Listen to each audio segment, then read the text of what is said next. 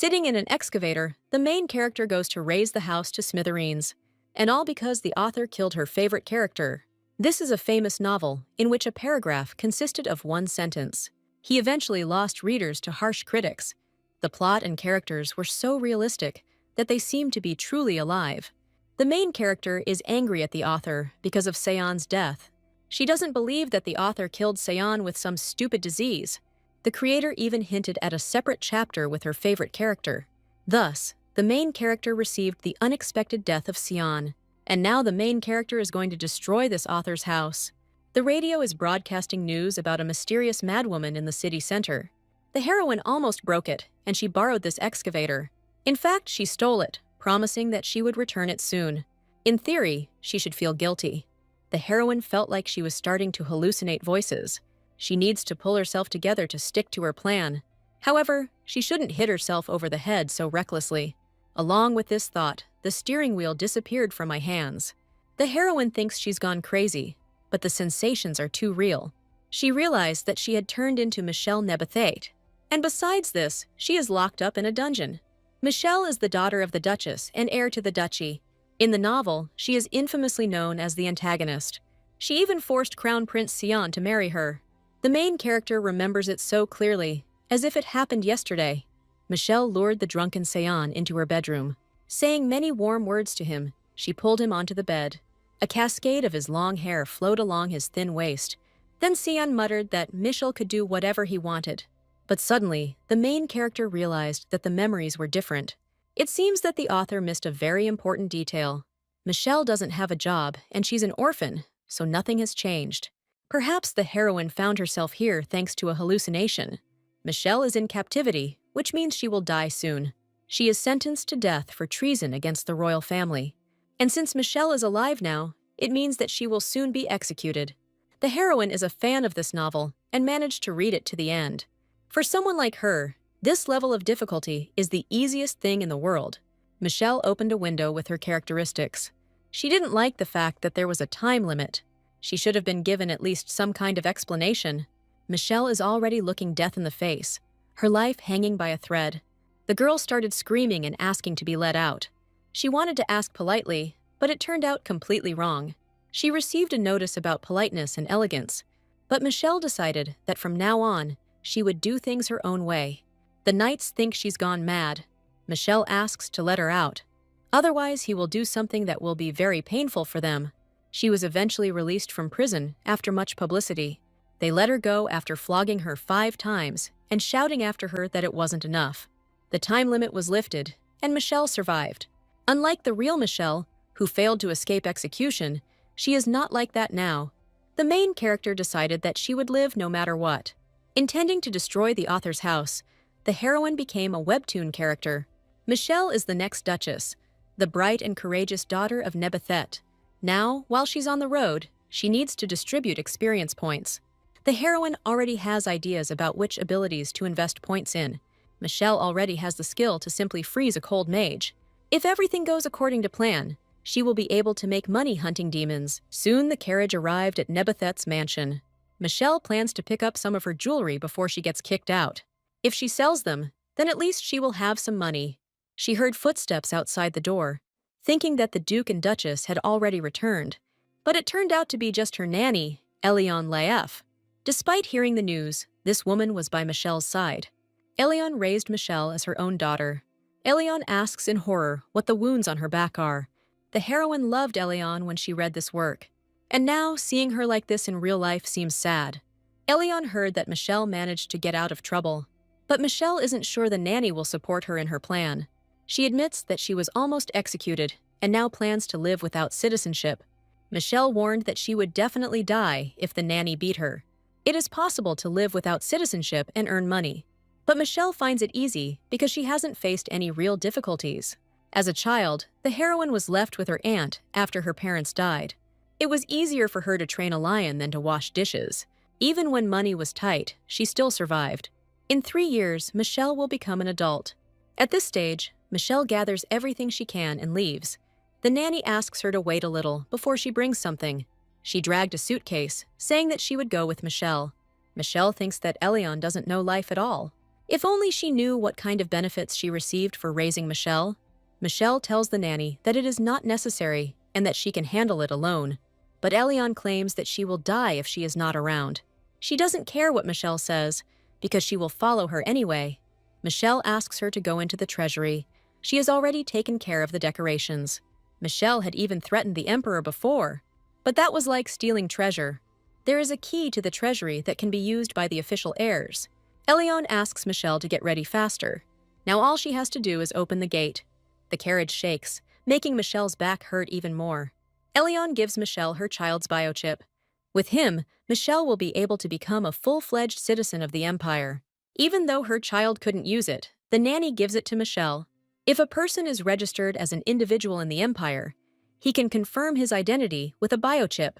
The nanny's child died early, which is why he was unable to use it. Michelle thanks Elion for such a valuable thing. She told her that she would call her mom. Michelle threatened to throw away the chip if the nanny did not agree with her. In the end, Elion asked her to do as she wanted. Michelle asked what she needed to do to get this chip implanted in herself. The nanny implanted the chip herself, without even warning her. It's better to do this unexpectedly, so that it doesn't hurt so much. First my back hurt, and now my arm hurts too. Elion asks to check if the chip is working. Michelle tests her skills this time. Something went wrong, so she decided to check it another way. This is done with the right hand, since this is where the chip was implanted.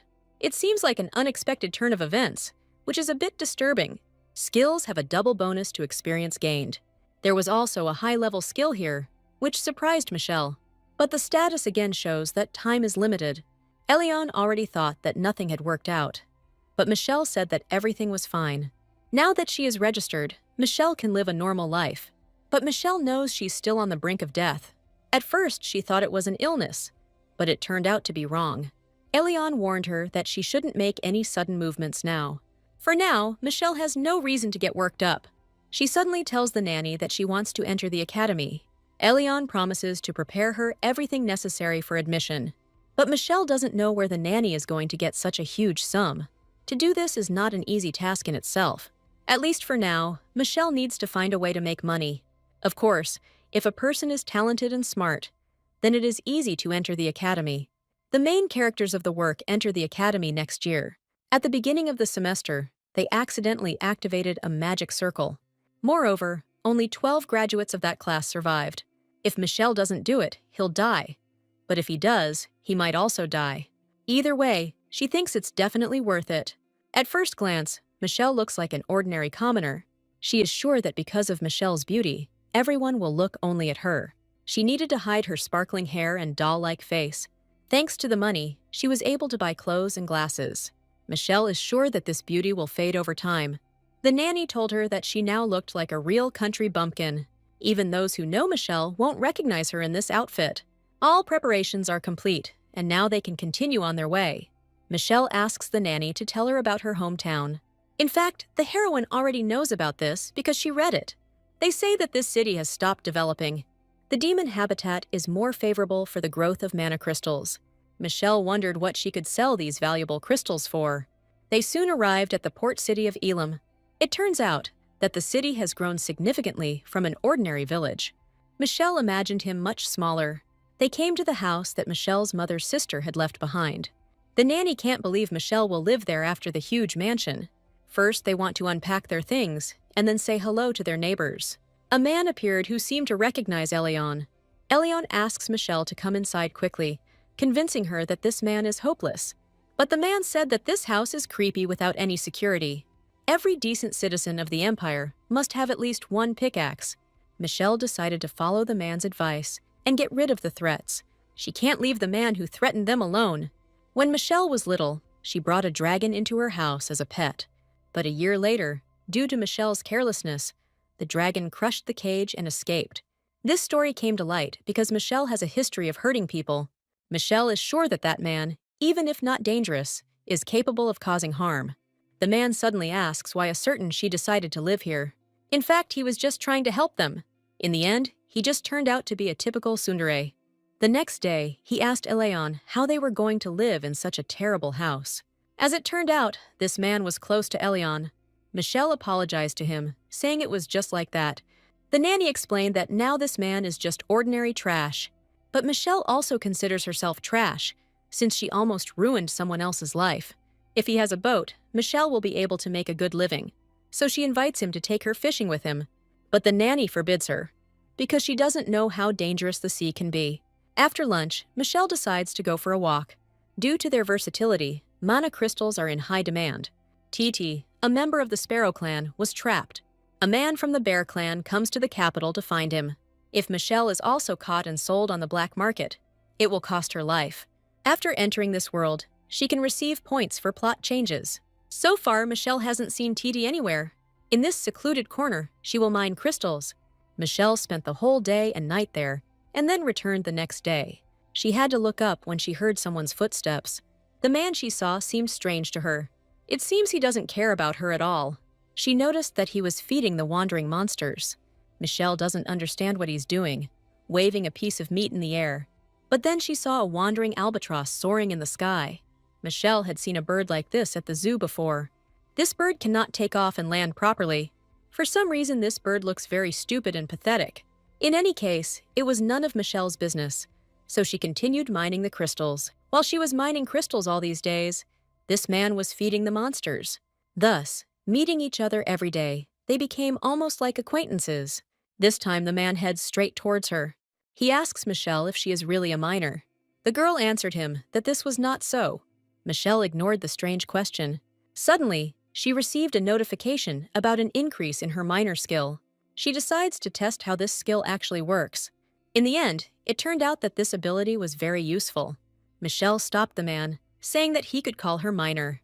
She confesses to him that she just acquired the skill of a miner, but she thought she could get the resources faster.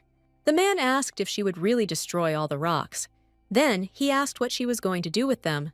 Michelle replied that she would sell it all to the Demon King's domain. Hearing her answer, the man declared that he had to kill her. He threatens to kill her because she is going to sneak into demon territory. But the intonation and meaning don't match. Michelle knows this. She remembered that this was the Demon King's manner of speech. His personality is kind, his manner of speech is awkward, and this character was very popular. One reader once posted an analysis of the Demon King's speech. Michelle realized that he wanted to kill her himself so that her loved ones could bury her body. Be that as it may, Michelle understood him and asked him not to worry. As an apology, the girl decides to share her lunch. At first, he said the taste was okay, but when he swallowed it, he didn't like it.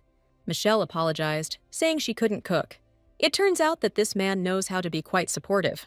He is kind and decent and cares for animals. Michelle decides to introduce herself to him as Evan Laef, since that is her chip. This man also introduces himself, calling himself Gert. Michelle told him that she would come here again tomorrow. The next day, Gert thanked her with his food, saying that he made it himself. Gert asks her to try it. Of course, the food turned out to be incredibly delicious. Gert declares that he has a child, and no one will want to marry him. He is about 500 years old. He has long since lost count. Even in the original, it was mentioned that demon people live a long time. Gert is a lizard demon and does not age. Michelle said that being such a demon was awesome, and he asked what that meant. Eventually, the girl explained to him the meaning of this word. Gert says he's now going home in style. Michelle thought he didn't like the word. Soon the magic crystals ran out. It's been a month since Michelle ran away. He and Eliane are doing a lot of things to get into college. Now, Michelle will wander around the city in search of a blacksmith. She noticed women huddled together and discussing something. Eliane asked her to greet the others and leave. Michelle remembers her asking her to greet everyone kindly. So the girl decided to try and ask what happened here. They asked her to look at the bruises of one of the recruits. When her husband drinks, he behaves terribly and gets violent. Michelle decided that she should visit this girl's house. She told her that she had heard rumors that her husband needed to be corrected. The heroine warned that this, of course, is not free. Before she ran away, Michelle told her where she lived. Now she went to get the harpoon, as she had planned. She told the blacksmith that she would buy a custom-made harpoon. She threatened that when the harpoon was ready, he would be her first target. That night, Michelle heard someone knocking on the door. It turned out to be the girl whose face had even more wounds on it. Michelle promises her that he can solve this problem. The girl says that this amount is too much for her, but Michelle decided that she could pay in installments. The girl agrees without any problems, and they go to her house. Michelle promises to look after her husband until he mends his ways. She already had experience working with people who drank heavily. The man indignantly asks how she dares to break into someone else's house. He calls her a punk, asking where she came from. Such a person can only be subdued by great violence. Michelle held the man in the bathhouse until he lost consciousness. She is going to test her skill on this commoner. When activating a skill, mind energy is used at the beginning. If you spend stamina, you will start coughing. And if the stamina runs out, the remaining life energy will be used. Michelle has never coughed up blood from using freezing incorrectly. This means that the effectiveness of her skill is not that bad. The man's hand began to slowly become covered in ice. He hasn't fully seen the light yet. Michelle tells him to be more serious. She reminds him that he should have treated his wife well. But the man claims he did nothing wrong. After only 10 minutes, he was asking for forgiveness and mercy. Michelle asks the girl to pay here and now. She warns the man that she lives nearby, and she will return if rumors about his behavior reach her again. And if he pretends to be innocent, she will kill him. The girl gave her the first part of the money, and she can return the rest later. Michelle asks her to contact her if she needs anything. The girl was glad that she was helped and thanked her for it. And so a week of successful completion of the assignment passed. Word spread quickly, and people started coming for help. Michelle has dealt with big problems and not so big ones.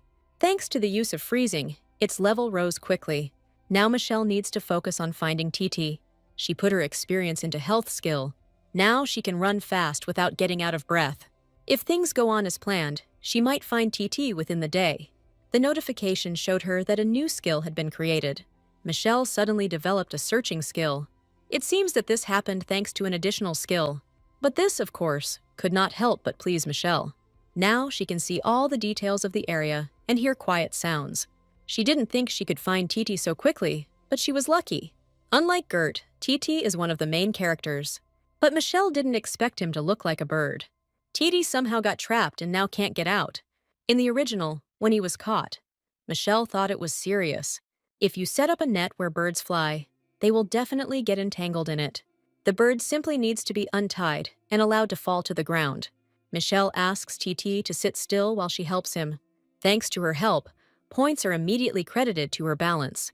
She asks the bird to try not to fall into such traps again. Something bothered Michelle after the 2 status windows appeared. She's curious about where the experience points for changing the plot will go. Her glasses were almost duplicated, which is good news. The mining was worth it anyway. She updated 2 windows of her status. TT followed Michelle, not letting go of her. Michelle doesn't understand why TT is hanging around. She hadn't noticed before that TT had injured his wing. But Michelle isn't sure she needs to bother with treatment. She asks him to go about his business. Of course, if it is a half-human and not just a bird, then he will obey her. But when Michelle returned, TT was still with her. Michelle is a teenager who ran away from home. Even though she plans to return at sunset, it is still an escape. Yesterday, Elion tried to help an injured bird. Using his injury, TT captured Elion's attention. Michelle told them both to live happily ever after. Elion said they couldn't go south. Michelle was about to leave, but the nanny asked him to stop. If Michelle's name is her full name, she will definitely die. This is the second time Michelle has escaped. The girl she met unexpectedly thanked her. She helped her find her child who had run away from home. The harpoon Michelle ordered is finally ready. Getting close to the villagers also has its advantages. The seller's character is intolerable, but the product turned out great.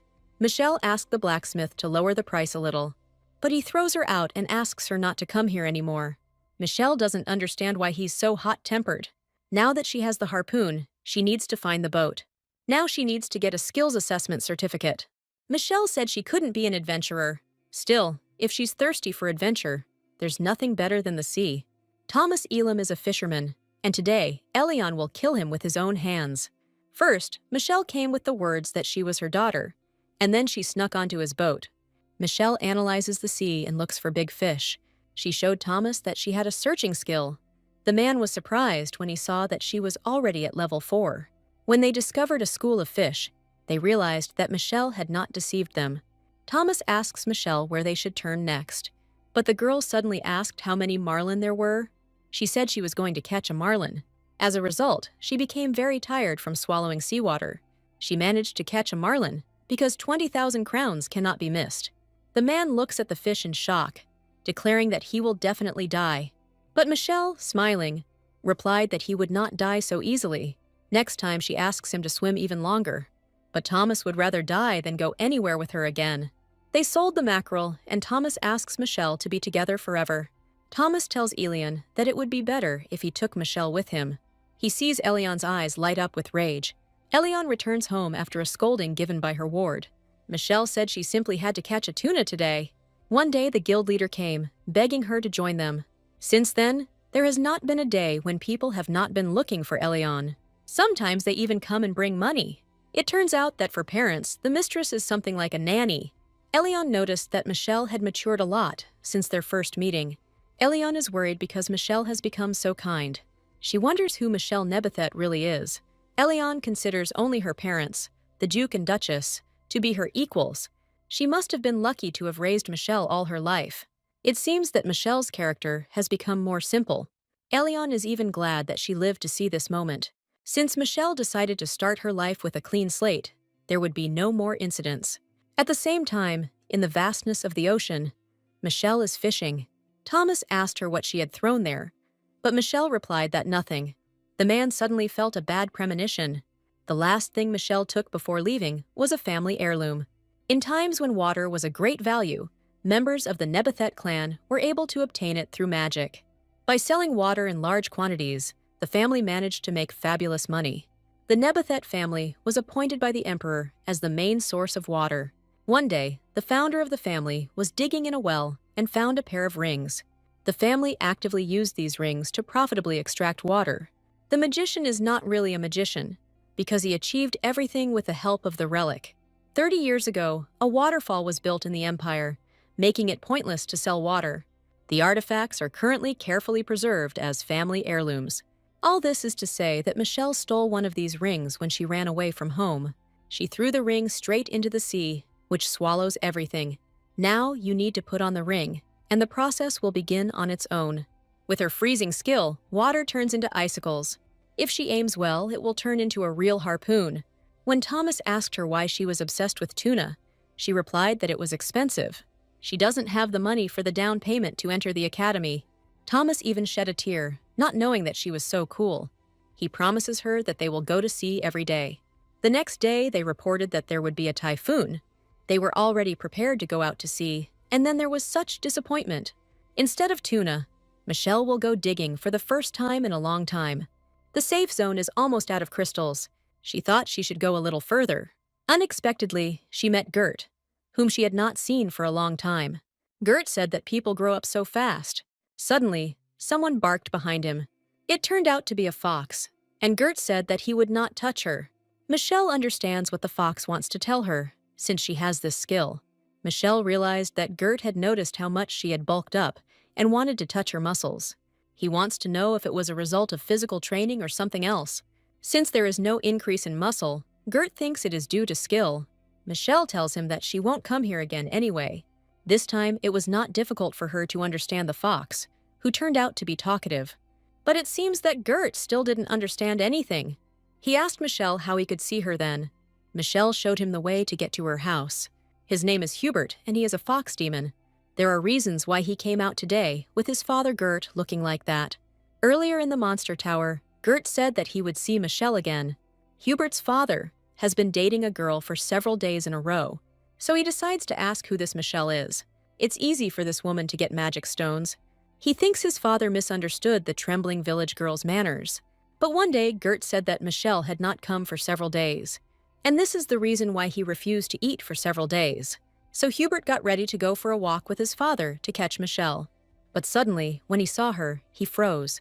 Hubert feels the oppressive aura from her. He's glad she only mined crystals and not monsters. He also feels her magic constantly growing. Hubert concluded that his father's choice was good. At first sight, Huber saw in her his future mother. Huber is going to support his father as much as he can. Gert will lose his son's respect if he uses the word super. That same evening, the son asks Gert to put on a beautiful cape before going to Michelle. He believes that one should look a little more beautiful and younger. If this continues, Michelle won't even become a mistress. Hubert persuades his father to take the gift with him. In the human world, manners are just as important, And there will also be Michelle's mother, who is a nanny. But Gert doesn't know anything about her at all, so he has no idea what to prepare. He wondered if Elion might have the same personality as Michelle. In the end, Gert promises that he will take care of it. Next, we move on to the next day. Elion is not sure that he will come to them in such weather. It's been 2 months since they met, and Gert doesn't seem like the type to break his promises. But Gert actually came, despite the downpour. He wasn't even wet, and Michelle asked if everything was okay. Elion remembers that the young gentleman has a son. She said that the lady's friend cannot be ordinary. Michelle thought Gert was using a skill to keep from getting wet. He brought with him something that his son asked him to take with him. Elion looks like she was really looking forward to this gift. To Michelle, it looks more like a bag than a garment. Contrary to Gert's expectations, Michelle's mother looks like her. Elion offered to stay, but he can't, because his son is waiting for him at home. Elion assumed that his child was still very young. Gert says his child has just become an adult. The nanny decides to introduce Gert to the sparrow Titi, and after that, she also gave her name. Gert also forgot to introduce himself, so he does it now. It seems that Michelle didn't expect him to be a monster lord. He is one of the 4 great demon kings. Among the 4 demon lords, Gert is the king. His manner of speech was similar to this. Michelle had noticed this long ago. She wondered what happened to the original king if Gert was the overlord. Michelle thought the king was a fox demon, but it was just his son pretending to be one. If Michelle doesn't change her awkward tone, Gert won't tell her anything. In the end, he says that it was about 200 years ago. He asked what animal form the demon king had. The girl wondered what he was getting at. They were not happy that the lord of the monsters, the lizard demon, was similar to the dragon king. Since they were similar, he came to Gert's tower and started to make a scene. Michelle wondered why there were so few adequate people in this world. But Elion told her not to say that. Gert speaks strangely and is actually strange, but he looks great. Michelle invites him to have dinner together. She also asks him not to be shy and to ask whatever he wants.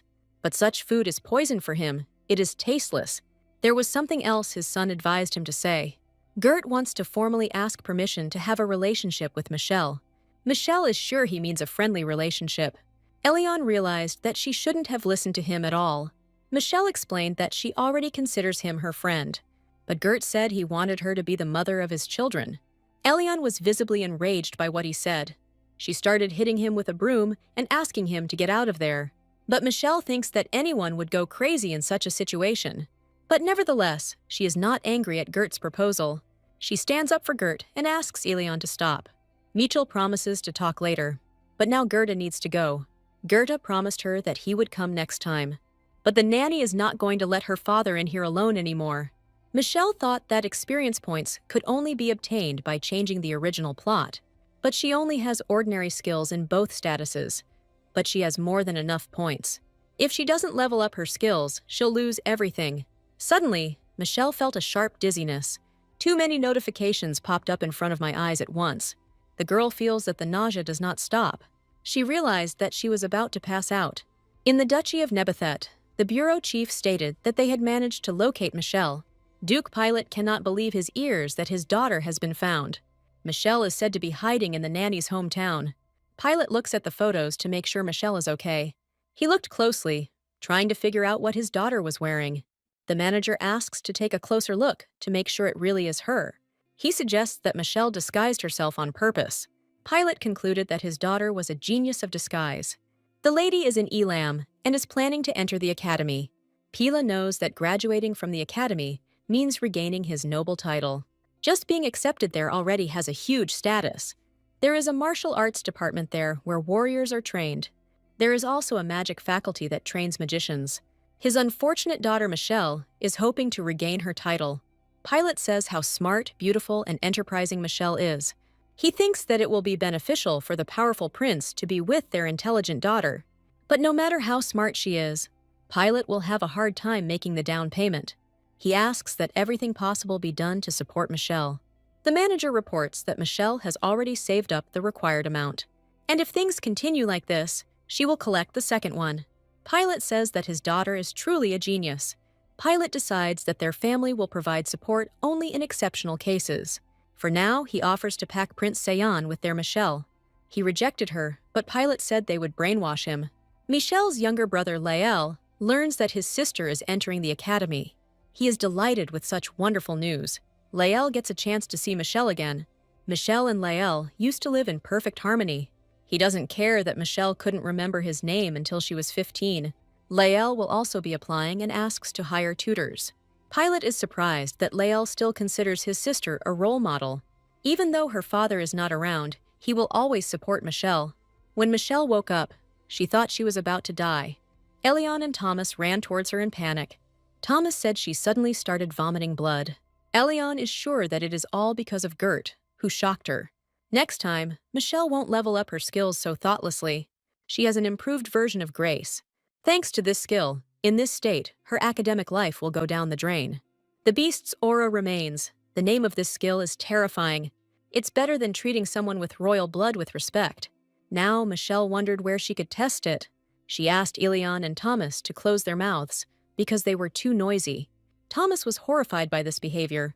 Michelle didn't expect to speak even more harshly than before. It takes some strength to figure it all out. But Michelle doesn't have them, and she switches off again. While she lay unconscious, she was visited by demons, Gert's friends. The tiger demon came to check if she had recovered. Gert seems to have several friends thanks to his personality. Gert told her so much, but he didn't come. In this confusing state, Michelle went tuna fishing. Half of the savings are there, but it is still not enough. Suddenly, she felt an attack and dodged.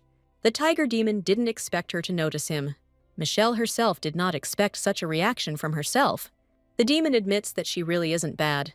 Michelle realized that it was Gert's friend who was visiting her. But since he attacked first, she attacks him too.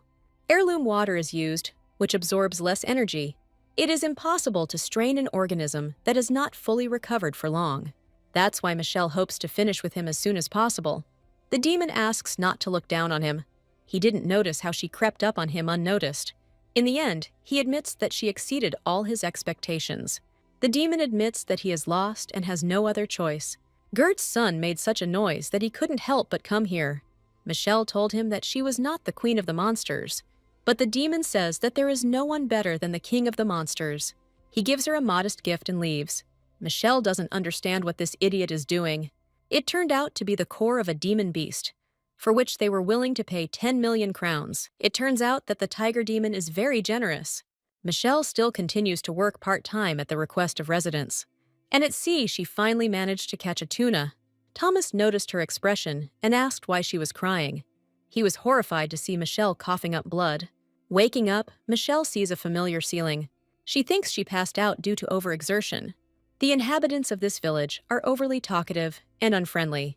Michelle wants to stay with the nanny, but the application deadline is approaching. Soon, the rumor that Michelle has a lot of money will spread throughout the area. Moreover, Michelle is worried about Elion if she leaves here. Suddenly, she noticed that Titi was sleeping next to her. If you think about it, this kid is also a demon. Grabbing the bird by the head, Michelle tells him that he knows he is a demon. Titi suddenly turns into a boy and asks for forgiveness. He cries and apologizes for being silent for so long. Michelle explains to him that she will only come home during the holidays, and if the boy refuses to look after Elion, he will be in trouble. Initially, the Titi were friendly to humans, but were despised and rejected by them. But neither of them harmed each other. A seal was placed on the human village, which was destroyed by this Titi, and this bird that had escaped from the village and got caught in a trap was saved by Michelle. The story of this barrier became known in the original work. Anyway, this boy will take care of the house while Michelle is away. Now he will have to reveal his true identity. But Elion, as soon as she saw the boy, fell into horror. Michelle isn't sure she has to worry now. Today, Gert invited her to the Tower of the Monster Lord. This time, he will treat everything as his own cooking. When Michelle found him, she asked how long he had been waiting. She also asks if he got there safely last time. She wonders why he came so far to meet her. Suddenly, Gert asks the girl to give him her hand. She thought they would hold hands next, but that wasn't what he had in mind. He has a skill that allows them to get to the tower straight away. The first time you might feel dizzy, so he asks you to close your eyes. Michelle did just that, and indeed found herself in the tower. The tiger and fox demons she saw earlier are here too. Everything would be fine, but the smell here is simply disgusting. So Michelle told Gert that he urgently needed to go to the toilet. She felt like her nose was about to dry out. Probably the demons don't feel it because they've gotten used to it. Gert hadn't expected it to smell so bad here, so he asked Michelle to get out of here immediately. At that moment, Gert's son picked her up in his arms. He told his father that he was a damned idiot and ran away with Michelle. Once outside, he apologizes to the girl. But Michelle feels dizzy from the flight. The guy worriedly asks Michelle if she is okay. Now at least she feels alive, having come down into the fresh air. He apologizes for his father, saying that he asked her to leave not because he didn't like her, but Gerda would contact Michelle later, so he asked her to come back today. Michelle herself saw that Gerda looked quite shocked. His son promises to invite Michelle again as soon as they finish the renovation.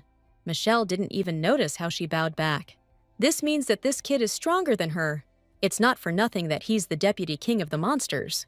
So Hubert led her to the house and then returned. Michelle realized that today was the last time she saw Gert. She knows it will be awkward to meet until they fix the tower. Michelle has already packed everything she is taking with her to the capital. If she wants to sew a uniform and earn a little money, then she needs to leave tomorrow. Today, Michelle decided that she would sleep with Elion. The next morning, Michelle is already getting ready to leave. Elion asks her to eat well and take her medication. Elion allows her to beat those who offend her. Titi wondered what kind of lifestyle Michelle led. Michelle warns that she will return during the holidays. Thomas also asks her to successfully complete the academy. Michelle can't believe everyone came out to see her off. There was even someone she didn't recognize at all. Michelle thanks everyone for coming. Promising to return during the holidays, she asks everyone not to get sick. Seeing the nanny crying brought tears to Michelle's eyes too. She even thought about leaving tomorrow or chatting some more. But she is confident that several months will fly by in an instant. Her riding skill made it comfortable for her to ride. Along the way, Michelle cleaned out the bandits she came across. 4 days later, she reached the capital of the empire. Michelle can finally say goodbye to baggy clothes. The store she came to was her favorite in the original. The shop assistant took her for a saleswoman. That's why she asks Michelle to leave immediately. But the heroine said that she was a buyer. The saleswoman didn't expect to hear that Michelle was a student. But now it doesn't matter, and Michelle asks to call the manager. For a moment, Michelle lost control and threw the dagger. Due to the large number of orders, she had to reserve a place. Michelle suddenly developed a poison-resistant skill. It seems that the tea served by the seller contained poison. Soon she is greeted by the boutique owner, Ronelle. Michelle asked her for some bottle. She wants to take this tea to the guards and then file a complaint. It turns out it wasn't poison, but a laxative. Ronelle claims that their employee could not have done such a thing. Anyway, Michelle asks them to make her a Kroll Academy uniform. Ronelle was surprised at the quality of the fabric Michelle brought. She asked where Michelle got such fabric. Michelle replied that she received it as a gift from a friend. If you make clothes from this product, it won't even tear. For such fabric, you will have to use an expensive artifact. Ronelle said it would cost 10 million crowns. Michelle had no problem deciding to pay everything at once, and she will turn a blind eye to the fact that the employee tried to poison her. She asks her to destroy all the evidence by drinking it herself. The saleswoman knows that laxatives should be taken in moderation. As soon as she drank the tea, she immediately ran to the toilet. Ronelle locked herself in the sewing room after saying when the clothes would be ready. Since she is good at her job, everything will be ready soon. Now that the uniform is sorted, Michelle wants to earn some money. At the academy, Duke Nebethet sent something to the dean's office. He asks the man how he is doing. He promises to donate any amount to the academy if the dean adheres to everything that is written there. Pilate threatens to kill him if they don't accept Evan into the academy. The dean hears about this name for the first time, thinking that Pilate was hiding another daughter. Pilate, whom he has known since school, never associated with ugly people. He chose his life partner solely based on appearance. Their child's face combined all the beautiful features of the parents. The dean thinks that Pilate has gone mad from the shock of losing his eldest daughter. If he doesn't give her points for being rude to professors, Pilate will kill him. The dean is afraid to imagine what this child is like. He is sure that she will be worse than Michelle, not suspecting that she is. The dean admits the idea that he really does have an illegitimate daughter. If there is hardly any spicy or salty food in the dormitory, Pilate will kill him. The dean thinks Evan is of higher rank than Michelle. Now he understands why Pilate abandoned his eldest daughter. Pilate also threatens to kill him if he tells anyone about this. The dean is worried about what will happen next and what this Evan will be like. Carrying out other people's orders turned out to be very profitable. Michelle picked up her school uniform, and it was time to go to the academy. She stopped when she suddenly heard someone calling her. People wished her luck and thanked her for her help. Michelle only helped them a little, but they all came to see her off.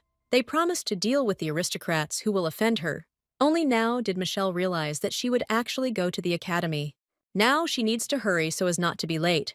She arrives at the academy's entrance examination center. It seems that everything will be easier than she expected. The dean asked Evan to demonstrate her skills to them, but she said that she would not kill the animal because she felt sorry for it. And they said that she was cruel, and this differs from Pilot's words. Instead, Michelle will kill the examiner, and that will be enough. Now Dean is sure that she is definitely one of the Nebathet family. Michelle activates her ice spear skill. The woman shouts at her that she doesn't dare attack with all of them at once. When Michelle finished, she didn't know if she had passed or not. She decided to go to the dorm for now and eat. The next student recognized these icicles left behind by Michelle. She asks to be introduced to this ice mage right now. The dean thinks that this girl is the daughter of Count Letham. He replied that they were not allowed to disclose personal information about students. That's why the girl decides to go straight to magic. She decided to just shoot where there was ice. The dean's office is only thinking about how much stronger he could get right now. Next, we are transported to the cafeteria of Crowell Academy. Michelle thought that she hadn't eaten such a delicious meal in a long time. Now she decides to return to her new room as soon as possible. This place will be her cozy home for 4 years. Students of the Faculty of Magic are specially assigned to single rooms. The room inside turned out to be more spacious than Michelle thought. Inside, she is unexpectedly met by the same girl. She introduces herself as Raina, saying that this is her room too. It turns out that this is one of the main characters of the work. Raina is cynical on the outside, but filled with explosive passion on the inside. In one episode, she fights a dragon on the brink of death, and it's really her winking at her with such a pretty face. Michelle thought she was a fake Raina and asked her not to lie. But Raina asks if she's interested in knowing what she wants from her. Raina asked her to think about what comes to mind when she imagined ice and fire.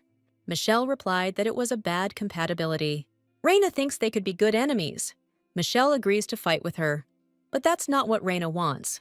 She wants to pretend that they are on bad terms with her. Other students will become interested in them if they are hostile.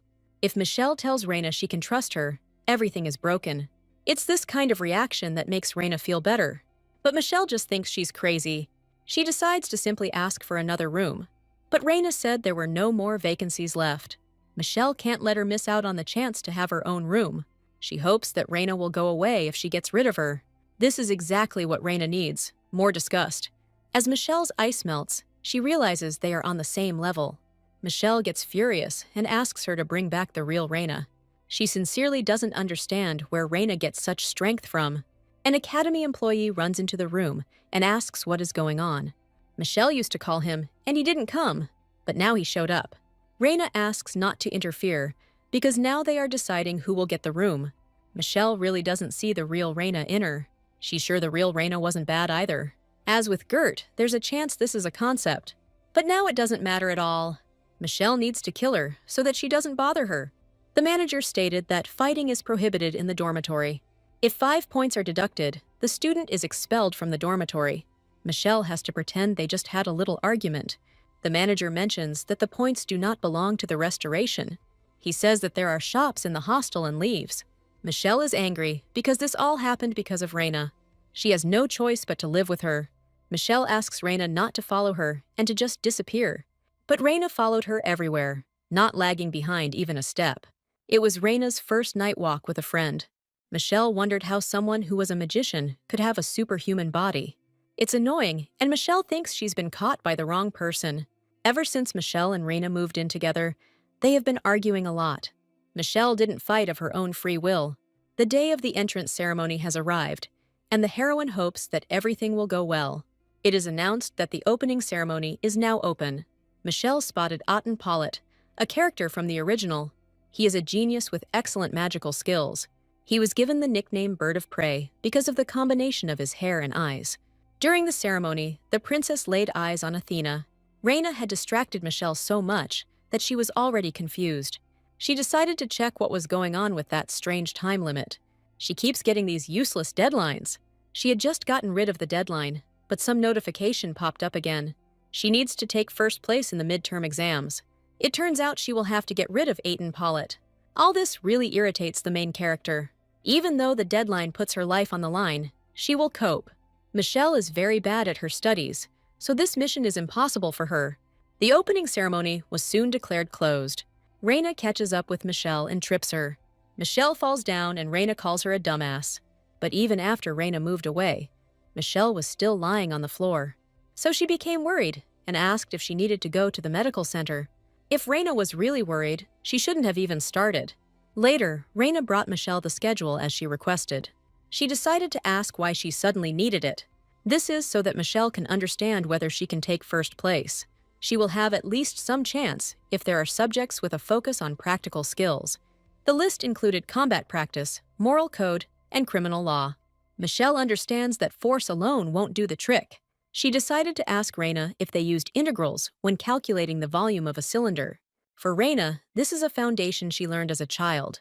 She asks Michelle to come to the first lesson, as attendance is mandatory.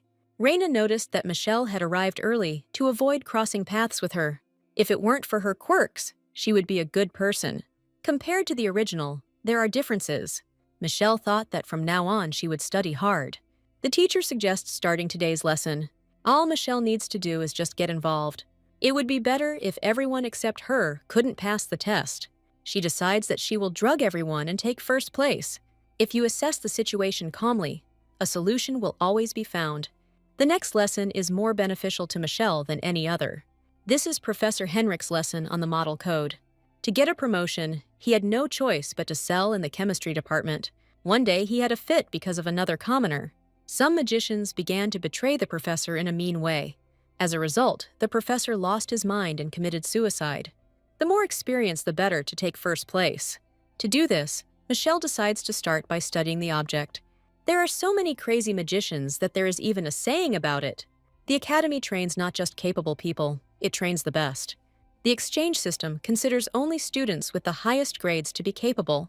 Magicians are hopeless if they resort to such methods. At the level of ethics, the teacher asks, "What is the best way to catch a rabbit?" The students began to discuss this among themselves and whisper. Reina said she knew the answer, and Michelle became curious too.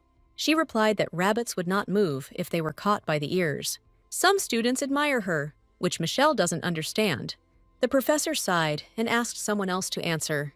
Michelle said that the rabbit should be held as in the picture, if it is a domestic one. The professor didn't expect this girl to be so smart. These activities try to instill at least a drop of health. The lesson that just ended was the first and last one today. On the mountain behind the dormitory, Michelle is going to collect greens. She feels better in nature, but not when someone is around. Reina asked with interest why she went to the mountains.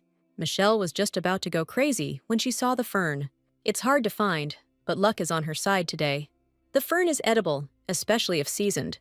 Michelle mentioned that young ferns are poisonous. Now the heroine began to think about where she could experiment. Eating a young fern will increase your immunity. From now on, she will need to constantly increase her immunity to poisons. Reina didn't expect Michelle to eat the poisonous fern. Michelle soon received an application for a scholarship. This is too little for everyday life. If Michelle worked in the capital, she wouldn't worry about this. She decided to earn some extra money during the holidays. Unexpectedly, she came across an index of martial arts and the faculty of magic. The two directions don't seem to get along as well as in the original. Michelle wishes she had a camera to take a photo. She noticed that Professor Heinrich was in a hurry somewhere, but he has no other choice because he is being persecuted. Michelle recalled that he had become hostile towards commoners because of persecution. Having experienced harassment from one student, he took out all his anger on her. And the students observing this said that they would follow the professor's example. This is precisely the development of events that Michelle wants to change. The only option now is to get rid of the stalker culprit. Some of the shards of her icicles fell on the girl. Michelle said the professor didn't like the way she followed him. Henry says that everything is fine, slightly embarrassed. Michelle concludes that she might be following him too. There is no need to endure and strain yourself. You need to live in accordance with your character. In some ways, Michelle is right. And that's why, after her words, Henry leaves. She repeats again that this girl should not do anything that people do not like. She added that her scar does not make her unattractive. Michelle is simply crazy about beauty that has been passed down from generation to generation. Doing things that others don't like is unacceptable. Michelle hopes she will stop stalking people. This girl thought Michelle was absolutely stunning. So, before she could leave, she asked her name.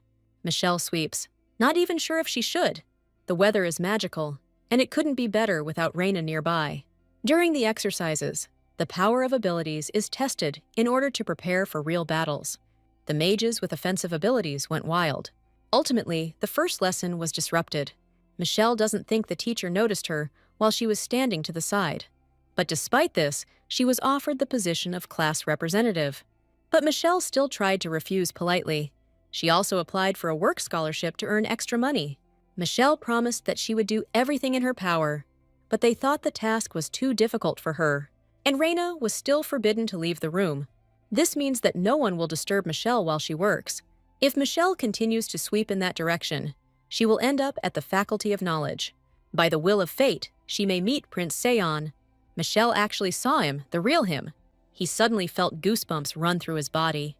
Seon turned out to be even more beautiful than Michelle imagined. Michelle thought that after that day, he would lock himself in his room. He deliberately acted as if nothing had happened and entered the academy.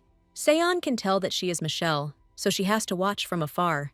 But fate itself blew away his bookmark with the wind, and it flew in Michelle's direction. Michelle doesn't know what will happen if he recognizes her. Seon called the girl a village hen. He asks her to give him the bookmark, apparently not recognizing her as Michelle. Michelle replied that to return the bookmark, he would have to beg on his knees. Seon became angry and asked if she knew who he was. He is outraged that she behaves this way towards him. Usually, members of the imperial family are surrounded by guards at the academy. Michelle is sure that the aristocrats are mocking Seon. Seon was very angry because Michelle was ignored. She doesn't believe that he actually slapped her. But it wasn't even painful, on the contrary, it was ticklish. He is so embarrassed about hitting her that he now stutters. Now Seon asks her to just give him the bookmark. But Michelle wants to tease him a little more. She pretended to take out a bookmark, but she didn't. Michelle asked if he was really going to run to his daddy. She heard that the emperor only remembered his sons at important events. Michelle runs away, taking the bookmark as a souvenir. Right now, Michelle feels like she could take a few punches from Reina. Reina is angry that Michelle is so cheerful while she is sad. Reina also wants to work, even though she is already rich. An academy employee said the director was looking for Evan. Seon had already managed to complain that she had stolen something from him. Seon is confident that Michelle will now answer for his actions. It would be better to hear both sides' versions of what happened. Seon is indignant, and this is all despite the fact that he has no authority. The teacher asks Michelle if she really stole the bookmark. The girl took out the bookmark, and Seon almost exploded. Michelle deliberately grabbed the bookmark with her teeth and crumpled it. Now Seon's bookmark will be with Michelle forever. Seon asks the professor how he can doubt his words after this. He asked Michelle to explain what it was, and she said she hadn't stolen anything. Michelle obtained the bookmark in the battle with Seon. If the bookmark was received honestly, then there can be no questions. Michelle can't believe her answer worked. Suddenly, the dean of the academy bursts into their office. He tells Seon that it was not at all necessary for him to come himself. If anything similar happens in the future, the dean asks Seon to contact him. If the dean insists so much, then Seon cannot refuse him. It looks like things have gotten worse, and now Michelle might get a spanking. The dean whispered that the duke had given him everything, and she could leave the prince with him, Michelle thought, not understanding what her father had to do with it. The teacher said Michelle was settling in well. When she came in, she greeted me properly. Her instincts are high, and such people live longer. If Michelle survives until his 4th year, the teacher asks him to come to him. But Michelle refused because he doesn't seem like a very nice person. But he is confident that she will come to the conclusion that he will be the easiest one to work with. Even under his mask of indifference, a smile can be seen. The alert box states that the plot has been slightly changed. Something doesn't add up here. The plot definitely didn't change because of Seon. It seems that this is because of the professor's offer to become her mentor. But this is strange, because this professor was not mentioned in the original. If only Michelle knew the name, she would find out everything. All she can do is ask for a business card and find out the name. She says she might change her mind, so she needs a business card.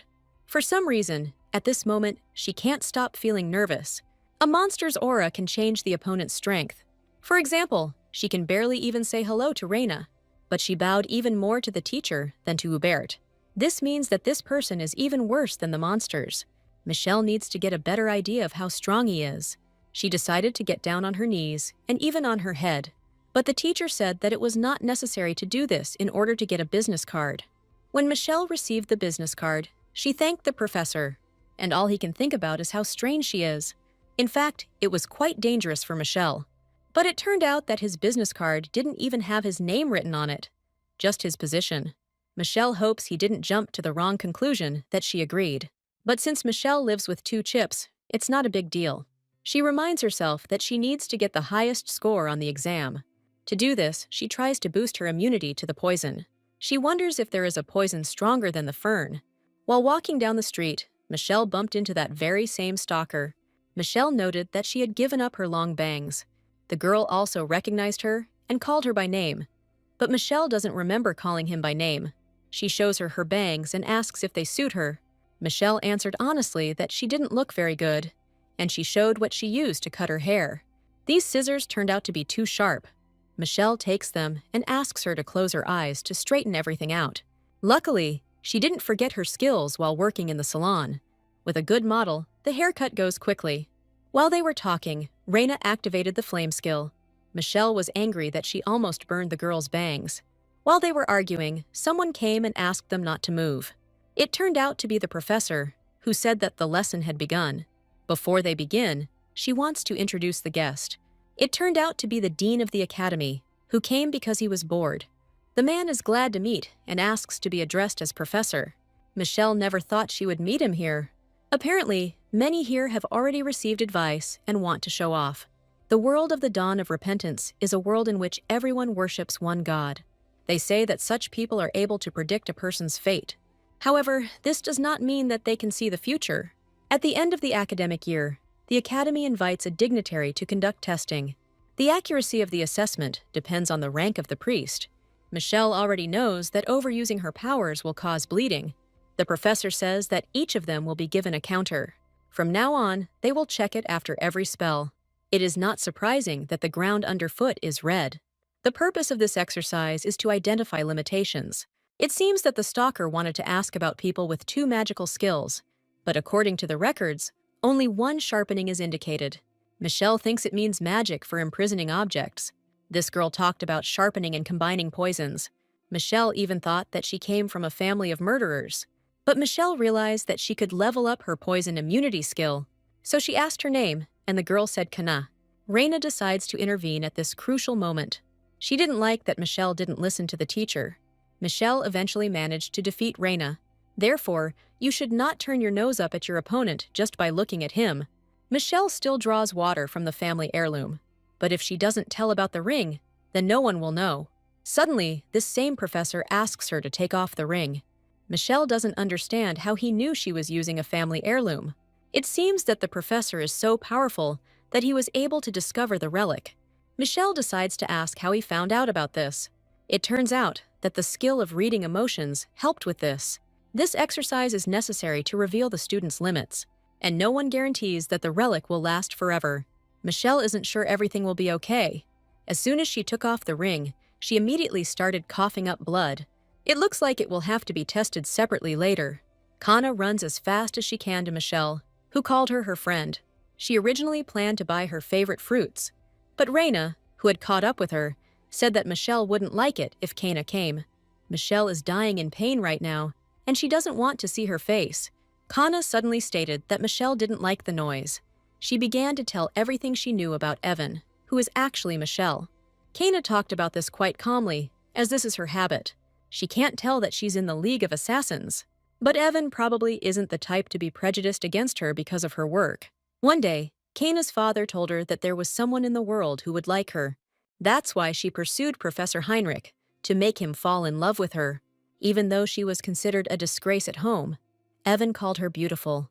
So Kana has chosen Evan as her target, and so far everything is going according to plan. As Evan adjusted her bangs, her heart began to beat strangely. She wants to mix poison with a brainwashing drug and hint that they will be friends for the rest of their lives. But because of Reina, everything seems to go awry. If Reina hadn't appeared, Evan wouldn't have passed out. Unexpectedly, they met Prince Sion in the corridor.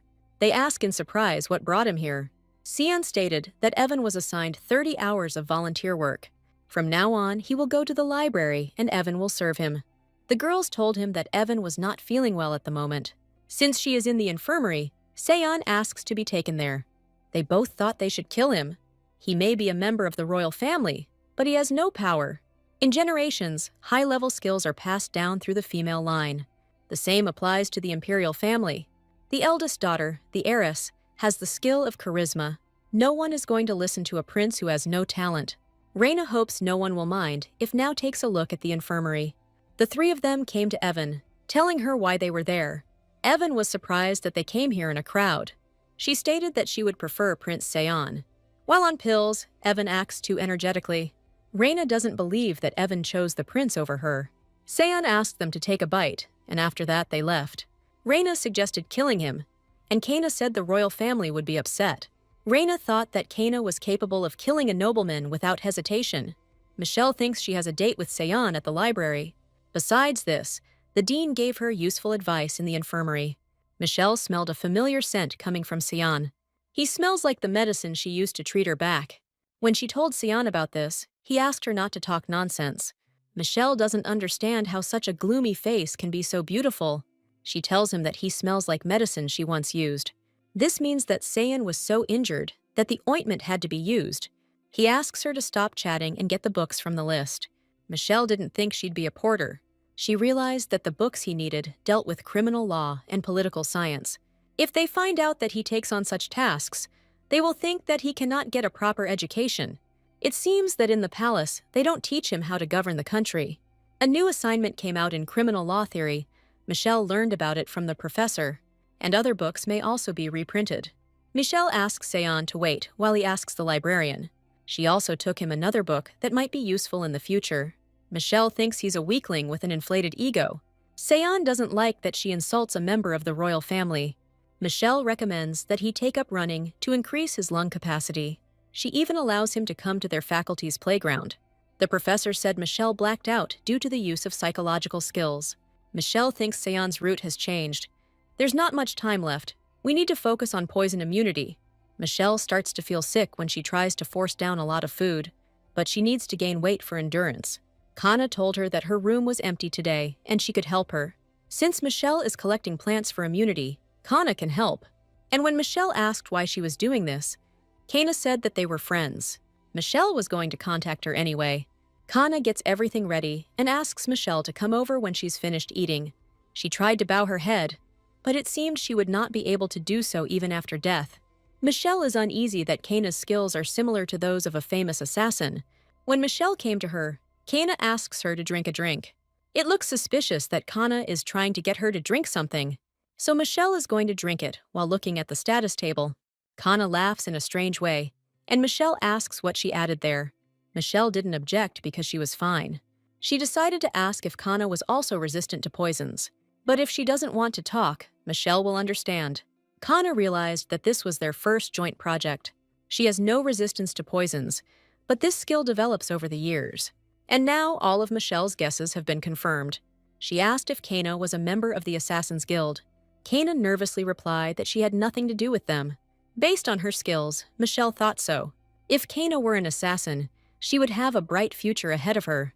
Michelle says she plans to poison everyone during the midterm exam, and then she asked if Kana would help her with it. For Michelle, Kana prepared a poison that would leave blood everywhere. Even if it is not possible to create the necessary poison, there is another way. Kana promises to prepare everything for the midterm exams. She also prepared a separate poison for Michelle. But she said there was one more thing before Michelle left. She asked if Evan was really her close and best friend. Michelle has no choice but to agree. As Kana expected, the drug worked. The dean said that everyone should gather for exercises in the morning. Every day at 6 in the morning, there is exercise on the site. For active participation, you will receive a stamp, which can be exchanged for points. One of the students said he was glad to see a first-year student here. He says that he is the head of Star City. Since he sees Michelle for the first time, he concludes that she is new. It will be difficult. but he asks Michelle to repeat the dance after him. This song can only be listened to within the walls of the academy. He suddenly told the Crowell Empire to go to hell.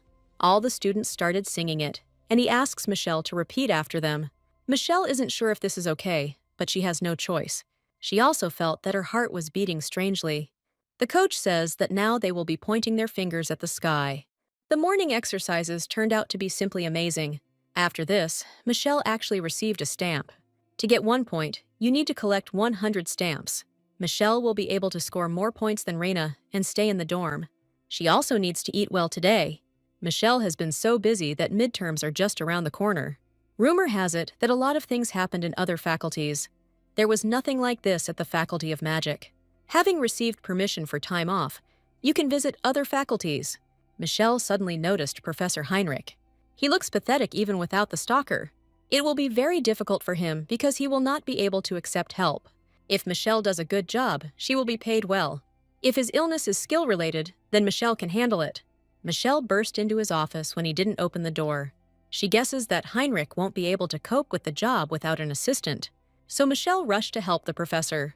It seems that he really does have a mental illness. Michelle thought it would be okay since he couldn't work because of his skill. She just wanted to help and get a reward. But at some point, Henry realized that everything was fine with his hand. He avoided common people because of his skill problems. The professor decides to ask if Evan is an illegitimate child.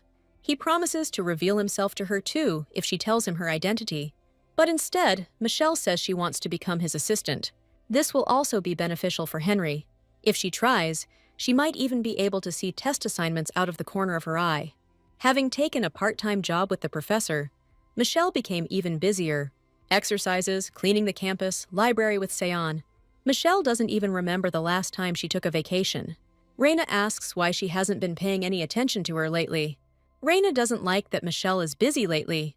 She asks to take her with her, since Michelle doesn't hate her. If she continues to push Reina away, she won't know about her idea. The reason for Reina's popularity lies not in her family, but in her appearance. Michelle went to work, and Reina continued to hang on to her. Other students note that Michelle has had a hard time. Reina said Michelle is cool, smart, and not so good at socializing.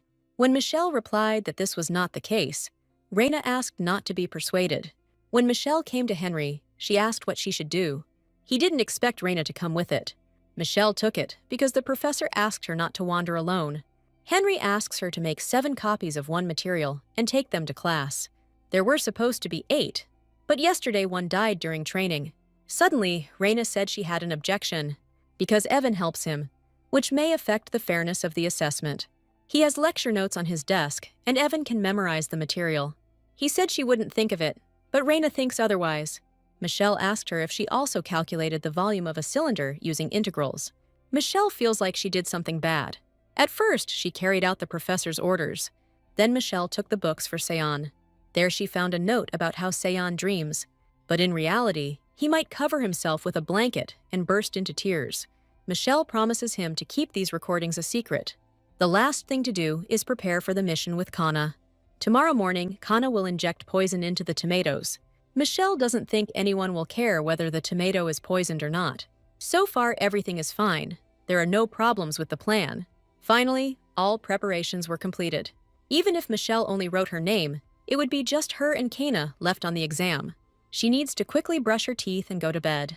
In the room, Reina meets her in a strange form.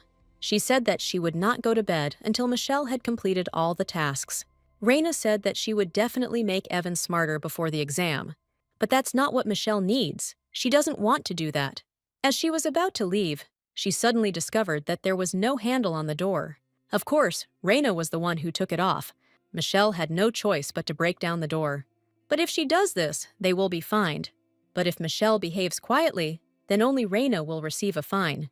So if Michelle doesn't want to be fined, she needs to study. The heroine really had no choice. In her past life, she was also weak in mathematics. Michelle isn't sure she can even get over this. Reina is a crazy and cruel girl, but she managed to do it. She got everything she needed into Michelle's stupid head. Reina, already falling asleep, said that Michelle was not that weak. After that, she just fell to the floor and passed out. Michelle even thought about getting a fine for the company, since Reina helped her. Before the exam, Michelle successfully poisoned the students. But there was one guy left who was not affected by the poison. He is a meat eater and does not eat vegetables at all. The teacher didn't expect that only 3 people would come to the exam. In that case, he asks them to proceed with the exam. Michelle laughed when she realized she knew the answers to all the questions. Raina talked about solving all these equations and problems. These are tough challenges that Michelle is capable of solving. In the end, she completed the exam with 20 minutes left. Michelle will remember the teacher Raina, who worked a miracle. But there is one more exam where Michelle will be against Raina. Raina thinks she deserves the right to eat cookies while lying in Michelle's bed. But if Michelle wins, he will put up a partition in the room. The heroine thinks that Raina simply won't leave her a chance. In that case, you'll have to use a different strategy. First of all, Michelle is going to hit her in the forehead, but she has no way to properly dodge the attack. So Michelle lets Raina hit her, and while she was in a stupor, Michelle attacked back. Raina became so weak that she began coughing up blood. The teacher announces that Michelle wins and gets the highest grade. Michelle continued to hit Raina, trying to get revenge for math. But if she continues to do this, she will be punished. She was also informed that someone had come to her visiting room. The teacher says that this is her younger brother, who has come to visit her. He didn't like the strange meeting room. But what Michelle is most interested in is why he is wearing that dress.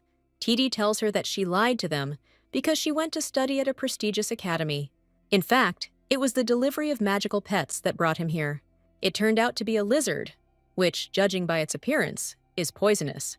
But Michelle still liked this animal. Now TD understands why the Demon King made that offer to her. Soon the Tower of Demons was finished. They managed to complete all this within a month. Gert's son is glad that everything ended so well. Some rooms received more attention during the work. In the processing plant, the carcasses are dried for longer and kept for fertilization. The landfill was also cleaned and reorganized. This time the work done was colossal. Now Hubert will go to Michelle to convey the offer to her. Gert was so focused on the repair that he lost track of time. The Dragon Lord shed tears because her close friend had died while she slept. But before Hubert could leave, he returned, saying they had bigger problems. Gert already thought that Michelle had already died during this month. Huber stated that Evan had entered an academy that could only be left during holidays. But it is normal for a person to go to school. But Huber asks his father if he knows how many outstanding people there are. He suggests that Evan might start a relationship there and get married. But Herta told his son that he didn't understand what he was talking about. Hubert thinks Evan would definitely prefer someone kinder. Evan may enjoy spending time with his peers. However, Gert will see her during the holidays. But she may not come, having linked her life with another person. Gerta never thought that Evan might not come back. Gerta really wants to continue the family line with Evan.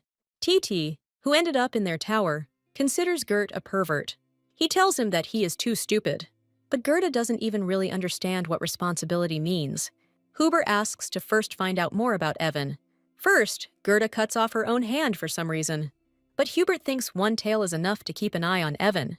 He wants to create a prosthetic to replace that limb. Soon Gerta brings a large monitor lizard. Only God can create a new life, not a double. However, this monitor lizard has a life form, another personality. Gerta demands that TD hand over this monitor lizard to Evan. In addition, he gives the boy money for travel and accommodation. That's pretty much how TD ended up here. Evan is happy with this gift from Gert, thinking that they will be able to exchange thoughts. Since the package has been delivered, it's time for TT to leave. But Michelle guesses that he is hiding something from her. Michelle guessed that Gert had given him money for more than just the fare. He modestly answered how much he gave him. But Michelle knows he is lying. Michelle asks him to give her the money back, and she's not going to take it back. She says that if he carries money in his bosom, he will lose it very soon. If he gave her the money, she would return it to him during the holidays. And TT agreed.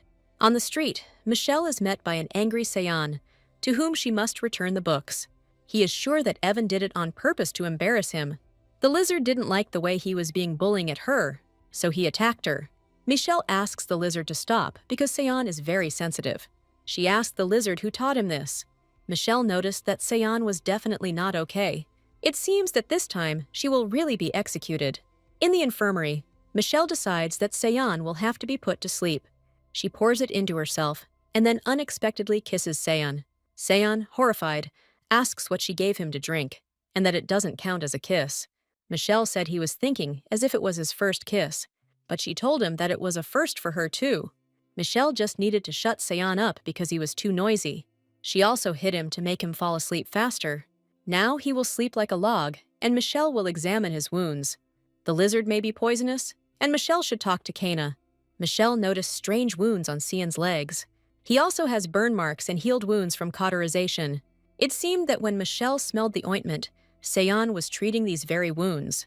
No matter how weak he is still a prince, and someone has crippled him like this. This means that the one who did it is of a much higher status. There were no problems with the bite of the Yazer. The animal that Gert gave as a gift has a very kind heart. Now all that remains is to wait for the exam results. Michelle managed to do this and take first place. There were a couple of unpleasant situations, but Michelle was able to get rid of the status. Thanks to good grades, the students were able to receive a magic chip. Suddenly, a girl called out to Michelle, asking her to be her friend. Michelle quickly recognized her as the main character. She doesn't understand why the third princess would talk to her. Michelle remembers that the princess was with Reina all this time. Maybe her goal changed because Michelle got a perfect score. Some guy is asking for forgiveness, but wants Michelle to listen to Sarah. Michelle already understood that she would be buried if she agreed. At that moment, she suddenly began coughing up blood. The abnormal status suddenly disappeared, and Michelle doesn't understand why. She noticed that the time limit had appeared again. Seeing that there are only 4 minutes left, Michelle is forced to agree. This guy apologizes for the princess's persistence. Michelle thanks him, promising to return the scarf when she washes it. But he says she doesn't have to return the scarf. In the original, the princess always protected this guy. However, for some reason, Michelle's head bowed before him. But now she can satisfy her selfish desires. She asks Sarah to let Seon join their club too. This guy explains to Sarah who Seon is. She concluded that it would not be easy to persuade him. But, in that case, she decided to visit him at home. For some reason, Sarah is sure that Seon is at home, although no one opens the door. So she decides to just break into his house. Seon asks Sarah what the hell she's doing. Sarah has no idea what she's doing, but she asks him to join their club. This guy asks Seon to calm down because it concerns him. But Seon, calling him a brat, asks him not to interfere. It seems the fight starts sooner than Michelle expected. Suddenly, Sarah walks up to Michelle and slaps her. She asks Seon to choose his expression because a 10 is not a brat. Seon, perplexed, asks how this relates to Michelle's beating. Sarah decided to humiliate someone dear to Seon, but he asks her to stop. Sarah immediately apologized to Evan because she needed approval. She tells her that she can hit her back. Before this, Michelle warns that he hits very hard. But Sarah is ready for this because Michelle has had a hard time. Seon said Evan shouldn't have hit him with full force. Anyway, Sarah says that Evan might hit her again. After that, it's time for them to go and interview those they have their eye on. Sarah hopes that Seon and Evan have a good time. But not even a minute had passed before Seon immediately kicked Michelle out of the house. At that moment, Michelle heard Gert's voice from somewhere. Apparently, his voice was transmitted through the lizard. He says that they have finished repairing the tower and asks Michelle to come over for the holidays. Gert asks her to move forward a little. It was all because he suddenly felt someone familiar here. Michelle wondered what kind of acquaintance the demon lord might have. Gert led her to the office of the academy professor. He immediately appeared and asked what brought Evan to him. He thought that she had decided to make him her mentor. But Michelle asks him if he really knows Greta. Judging by his reaction, that's true. Gert wants to have a little chat with him. He tells her that she can come back to him later. As a result, the heroine decides to take a little walk. After that, Michelle enjoyed her student life to the fullest. Sometimes she chatted with Gert and Hubert. Michelle hopes that everything will continue to go as smoothly in the future. Today, they will test their strength in a real fight with students from the martial arts department. But Michelle didn't fight because she wasn't interested. They were unexpectedly joined by the Archduke of the North, Eugene. But he is not an archduke, but a margrave, and his father is still alive. This is the same Archduke of the North from the original story. Eugene, as Archduke of the North, distinguished himself on the battlefield. Despite the abuse from his family, he defended his wife. His hair is like twilight, and his eyes are the color of hot blood. He was truly very devoted to his woman. These qualities made him popular among the fan club. Michelle can't believe she's seeing him so close now. At that moment, Gert spoke to her, asking what was so funny about her. She told him that she was admiring it and that's why she was happy. Gert said she liked looking at fat men, but she was looking at muscles. Michelle noted that Gert had a normal build, while Eugene was muscular. Then she asked Gert why he had suddenly become quiet. From now on, she asks him to appear at an appropriate time. Students from the martial arts department are ready to fight Eugene. Whoever wins and becomes the best will receive a coat. When asked who was the strongest here, Michelle pointed to Reina. Reina can't believe she's finally accepted her as a worthy opponent. Everything was resolved successfully. Now Michelle will watch from the sidelines. Suddenly, Evan was told that a martial arts professor was looking for her. Soon they brought her to her, saying that it was she who had taken first place in the exams. Having shown the workshop's new product, the professor asks to fill the bullets with magic. But Michelle refused, because after that, she would vomit blood for a week. In that case, they will put it up for sale. So Michelle agreed to it, hoping that she would not regret it. On the other hand, things aren't that bad. There's even no news from Sarah. Apparently, Sarah and her assistant are just going to school and not bothering anyone. As Michelle sat in silence, she heard a familiar sound. Bad things happen only because she thought about them. She needs to clear the secret dungeon, or she will die in 7 days. It was in this dungeon that the princess and her squad almost died. But of course, this dungeon is not that simple, because it is a dungeon where forbidden grimoires are kept. The dungeon protects books from unwanted guests. The main character found this chapter terrifying. Michelle took food, water, and a bunch of medicine with her. It's good that she finished the professor's assignments. Since there were no conditions regarding other companions, Michelle decided to clean everything up herself. She heard that the building had been abandoned for several years. This building was not demolished because people started disappearing there. But the problem may be the people who returned from there alive. One day, the group that was watching the people followed them. Michelle knows she just needs to get to the dean's office. The princess did something there and ended up in the dungeon. Michelle decided that she could destroy whatever she wanted. But the next moment, she heard someone's voices. It turned out to be the princess, asking what was going on here. For some reason, they ended up here today. Michelle shouted at the princess not to come here. But it was too late, as Sarah broke down the door. Everything will be fine if only those who are in the castle are sucked into the dungeon. But it seems that everyone is being drawn into the dungeon. After this, Michelle told Sarah why she asked her not to come in. Her assistant tries to say that the princess didn't do it on purpose. But Michelle is only more furious that he is protecting Sarah. She doesn't understand why such a subordinate is needed at all. Michelle thinks he's only causing more problems. They never faced financial difficulties. Michelle began to list how much rent and groceries cost. Seon, who arrived, laughed at Sarah. But Michelle also asks him to keep quiet. She just finds his face cute, so she talks to him in a friendly manner. Reina hopes that at least she doesn't do anything, but Michelle doesn't even want to breathe next to her. But Eugene can deal with artifacts that block abilities. She tells Eugene that he is fine and even useful. Now she will make it clear to those who are going to steal her food in the future. From her backpack, you can tell that she knew she was in a dungeon. Now she wants to distribute drinking water to everyone. Before coming here, Michelle conducted an experiment. Sarah asks what Michelle means and almost says her real last name. Michelle challenged her to a couple of questions. She asks Sarah where she got this information. Michelle needs to know how Sarah knows she is from the Nebethet family. Sarah doesn't care how she disguises herself, because to her, she is Michelle Nebethet. She realized that she wanted to hide her identity, and so Sarah played along with her. And Sarah wonders how Michelle hasn't been exposed yet. After Sarah promised to keep everything a secret, they return to the others. There is an artifact in this location that prevents the use of skills. Michelle furiously asked Reina if she was even listening to her. Magic is quite difficult to use, so it is better to rely on skills.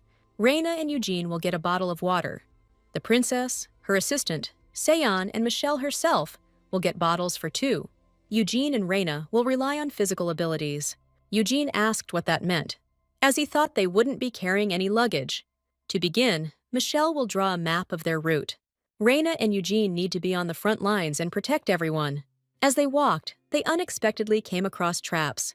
Michelle knew they would be here. She wanted to prepare them for it. Seon said that half a bottle was enough for him.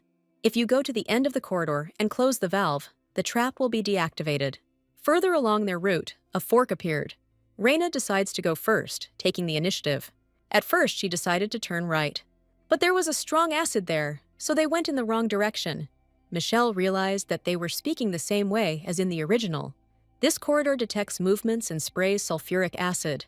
Because of this, the team had to take the left path. The most correct and shortest path is the right one. Sulfuric acid rain falls on clothes made of arcane fabric. It does not corrode immediately and can resist acid for some time. Raina asks Evan what she's up to. She also asks them if they are ready to run. Instead of wasting time, it is better to pull with all your might and close the valve. There was a trap to Evan's right, and it was dangerous to use magic, so she'll have to use a gun.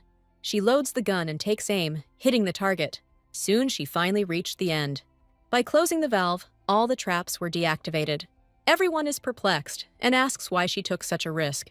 And Seon, in horror, asked what kind of appearance she had. Raina offered to take her clothes, starting to undress. But Michelle asked why she took off her skirt, without thinking at all. We need to get back before Michelle's wound festers.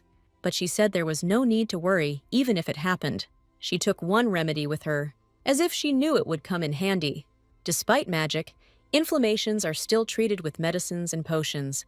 She told how, as a child, she ran into a branch and then lay in bed with a fever for 10 days. Sarah guessed she had been through a lot. She almost called her Nebethet again, but immediately corrected herself. Since they have been walking for a long time, Michelle suggests making a stop. She asked Eugene how his leg was, but he was already used to it. Everyone is hungry and tired, so they need to rest. Eugene immediately recognized the dry rations in her hands. Taking dry rations out of the unit is a violation. In fact, it was given to her by members of the martial arts faculty. Judging by the imperial part, they should be quite tasty. The contents are simple, but have everything you need. Sarah promises to ask her parents to improve the dry rations. Raina quickly starts eating, not wanting to talk. Seon doesn't like the smell of the meat he opened. Raina, noticing this, takes the jar from him, and she herself eats all his meat. Michelle doesn't understand who swallows meat like that. Michelle suggests that Seon should at least eat a chocolate bar. You can see in Seon's eyes that he has had no luck in life. Michelle told him that he ate very nicely. She is surprised that he even raised his hand against her. The traps became fewer, and Raina asked how much longer they had to go. They'll have to wander around for another day, given the original plot. Suddenly, Sarah heard the sound of water from somewhere. The princess said the same thing in the original. The entire plot is based on the main character's intuition. The protagonists can get what they need when they really need it. When Sarah finds the source of the noise, she is about to make a hole in the wall. Her skill is double limit, which she is about to use. But Michelle thought she was stronger because she was breaking everything. If she uses a skill, the artifact will prevent it from activating. As expected, nothing worked. Michelle says nothing works in this area. But if others use the skills, then everyone could be in danger. In case of failure, only the princess is injured. So Sarah tries again and again. After several attempts, she managed to break through the wall. This stalactite cave was mentioned in the original story. Sarah's assistant asked her if she was okay, but everything was fine. He asks her not to forget to take care of herself. But she is not an emperor or a crown princess to feel sorry for herself. The lot of those who stand at the top is to be ready to risk their lives. Michelle appreciates that Sarah takes this stance, but because of this trait of hers, her subordinate always suffers. Suddenly, Seon saw water in the cave, which he was about to drink. But to purify the water, they will need a relatively clean cloth. Eugene had no choice but to agree. If you fold the fabric in several layers, you can filter the water. This will be enough to avoid stomach upset. The military may also resort to this method. Michelle explained how she knew about this. She says that after graduating from the academy, she will go to the office. While talking to Gert, Michelle forgot that the Empire's main enemies were demons.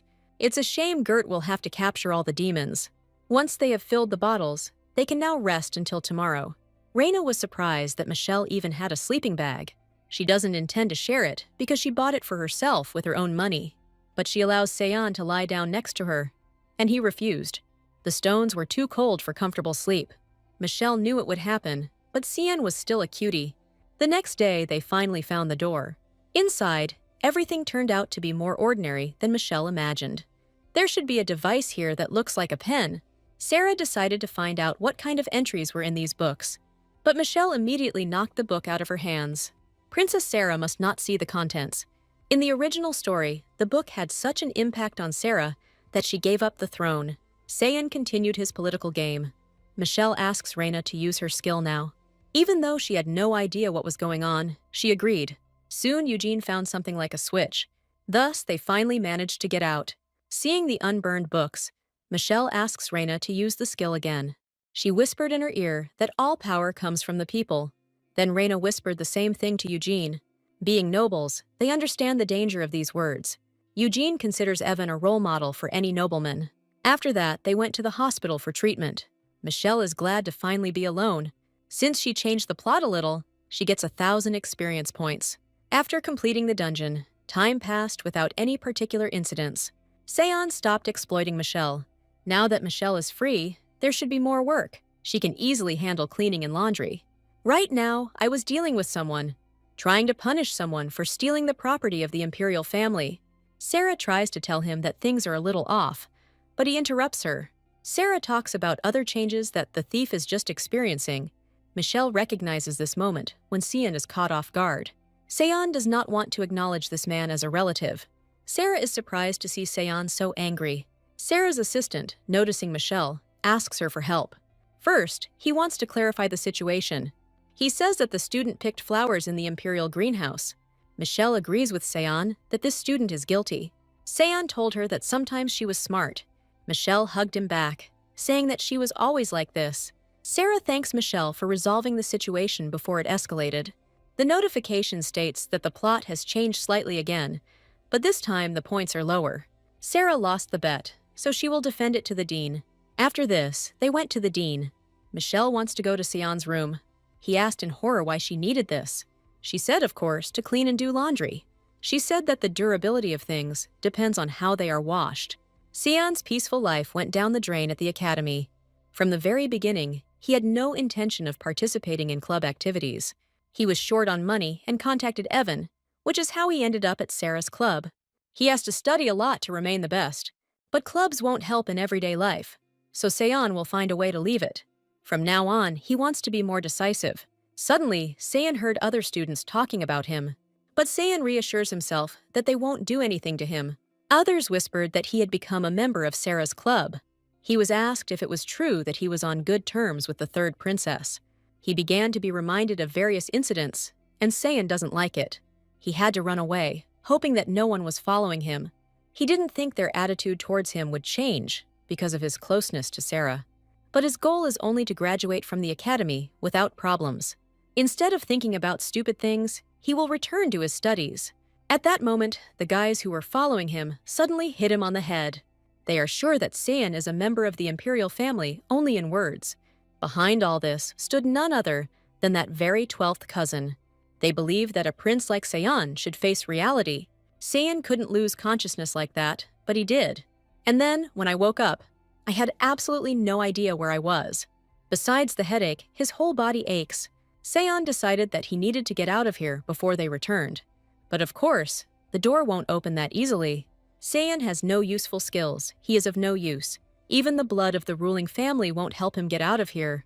If he can resolve the situation, the academy will become unsafe, and Cecile will return him to the palace. Cecile is the crown princess, his sister. It was because of her that Seiun ran away from the palace. He hates her. Suddenly, he heard a familiar voice outside. It turned out to be Evan, who also couldn't open the door. Using the ice spear skill, she managed to break down the door. Michelle asks Seiun if everything is okay, extending his hand to him, and she told him that he could cry right in front of her. Seiun thought that Evan never embellished anything. Michelle was surprised that he didn't want to waste time on sentimentality about salvation. Seiun allowed her to clean his house if she wanted to.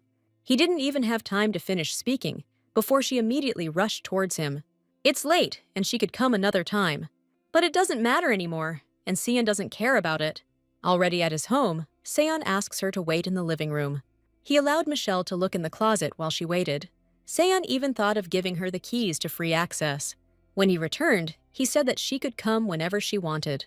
Seiun caught Michelle at an unfortunate time when she was rummaging through his things. Among them, Seiun noticed his underwear. Michelle said it was a misunderstanding, and she would explain everything. She decided that boxers don't suit him, but Seiun doesn't listen to her anymore. He asks her to get away and never come back again. Reina can't believe Michelle came all this way to buy him underwear. Michelle needs to enjoy her shopping now that she's been given permission to take time off. Kana asked if it was too vulgar, and Reina wonders if the prince will really be happy with such a gift. Michelle asks them to imagine a slender young man with long hair, dressed in black silk underwear. Who would have thought that Michelle would want to kill a member of the imperial family because of the Seon incident? Since Michelle doesn't have any money, she wants to borrow it from Reina. She promises to declare Reina her best friend, and she immediately agreed. Kana thought it was cool, even a little jealous. Michelle also promises to declare her his best friend in another faculty. The ruling family can be very dangerous. They return to the academy, Michelle taking with her everything she needed, and now she goes to Seon's house to do volunteer work. Seon's housekeepers don't clean every corner of the house. Seon is often sick, so Michelle needs to take care of the cleanliness. The lizard is happy to visit a spacious place after staying in a small room. Michelle has tidied up the living room. Now it's time to head to the bedroom. Seon asks in horror what the lizard is doing here. He didn't like Michelle's appearance and asked her to take it off. The heroine thinks that such a costume might seem terrifying to them, but as soon as Michelle took it off, Seon asked to put it back on. Her underwear is see-through because she is sweating. If possible, she would like to show Seon the underwear she recently bought. Since Michelle is hot, she would like to stay like this. Suddenly, Gert told Michelle that it was too early for her to wear black. He decided that white suited her better. Michelle is unhappy that the lizard specifically summoned Gert. Locked in a room, Seon can't believe the lizard is talking. Gert asks what the chances are that a person with long hair and an Adam's apple is a woman. Hubert wonders why his father is asking this. Then Gert said that this man saw Evan's underwear. He can't believe that she's just entered the academy and is already dating someone. Before Gert gets even more angry, we need to calm him down. Gert is the most powerful great demon lord. Hubert realizes that something needs to be done urgently. The tiger demon suddenly says that it is obvious that Evan was with a guy. But another demon reassures Gert that Evan didn't make excuses, so it's nothing serious. But Gert says she was wearing an extra layer of clothing, which made her sweat. The man who was with her closed his eyes, ran away and locked himself in the room. Hubert assures his father that the man was just her friend. Eventually, Gert calmed down and believed them. Since the issue is resolved, he thinks that Evan needs to be sent new underwear. Gert asks the demon Rachni to prepare some beautiful lingerie for Evan. Hubert isn't sure if it's appropriate to give underwear as a gift. But before, Gert gave fabric, and clothes can be made from it. Throughout his life, his father never learned anything about women. Michelle is in such a difficult situation that she can't even copy Reina's assignment. Reina had already done everything and went to have fun. Michelle is also from the nobility, but the heroine has no memories of studying anything. She thought she could borrow her homework and go get a bite to eat. Sarah cannot die because she is the main character in the story. Around this time in the original story, an incident occurred. But this time the system warns that Reina will die in one day. Michelle didn't ignore the notification that Seon was about to die. Despite the late hour, there are quite a lot of people in the capital. At this time, an important event took place in the capital in the original, an event in which Sarah visits the market and enjoys the entertainment. Michelle had forgotten that Seon could take part in this. Suddenly, she stumbled upon the main dish of the evening. But Michelle didn't expect it to cost so much. As expected, people are robbed wherever they go. Michelle smells fishy in this meat. It tasted like regular frog meat. In addition, she was offered to try fried starfish. They agreed with the saleswoman on 500 crowns. Michelle didn't particularly like the taste of this star. In that moment, she remembered that she hadn't come here for food at all. First, she needs to find the place where the commotion occurred. In the original story, the main characters met strange people. If Michelle goes to where the fight started, she might meet the princess. Soon she found a place with a large crowd of people. That's why Michelle decides to go there. By separating the princess and the strange types with your boulders, it will help to delay them. Michelle enjoys doing what she wants. Suddenly, she noticed some noble lady. Then the heroine realized that she had come to the wrong fight. Sarah told the girl that she had stumbled upon his subordinate. Even though the guy assures her that he is fine, Sarah does not calm down. Michelle still needs to join the princess. But suddenly, this girl asks for help by putting money in her pocket. Apparently, there is about 1 million crowns there. Michelle asks not to bother the innocent and to return to the academy. Reina asks if she's looking for a fight. Suddenly, Michelle noticed that Seon was gone. Reina says he was with them, but disappeared somewhere. Instead of hanging around here, they need to find him as soon as possible. This girl asks if this is what she paid for. She is an aristocrat, and they very often encounter hooligans. Duke Nebathet still tells how he was robbed in his youth while pretending to be a commoner. In the end, Michelle decides to go next to this lady, and after that, she asks these scoundrels to attack.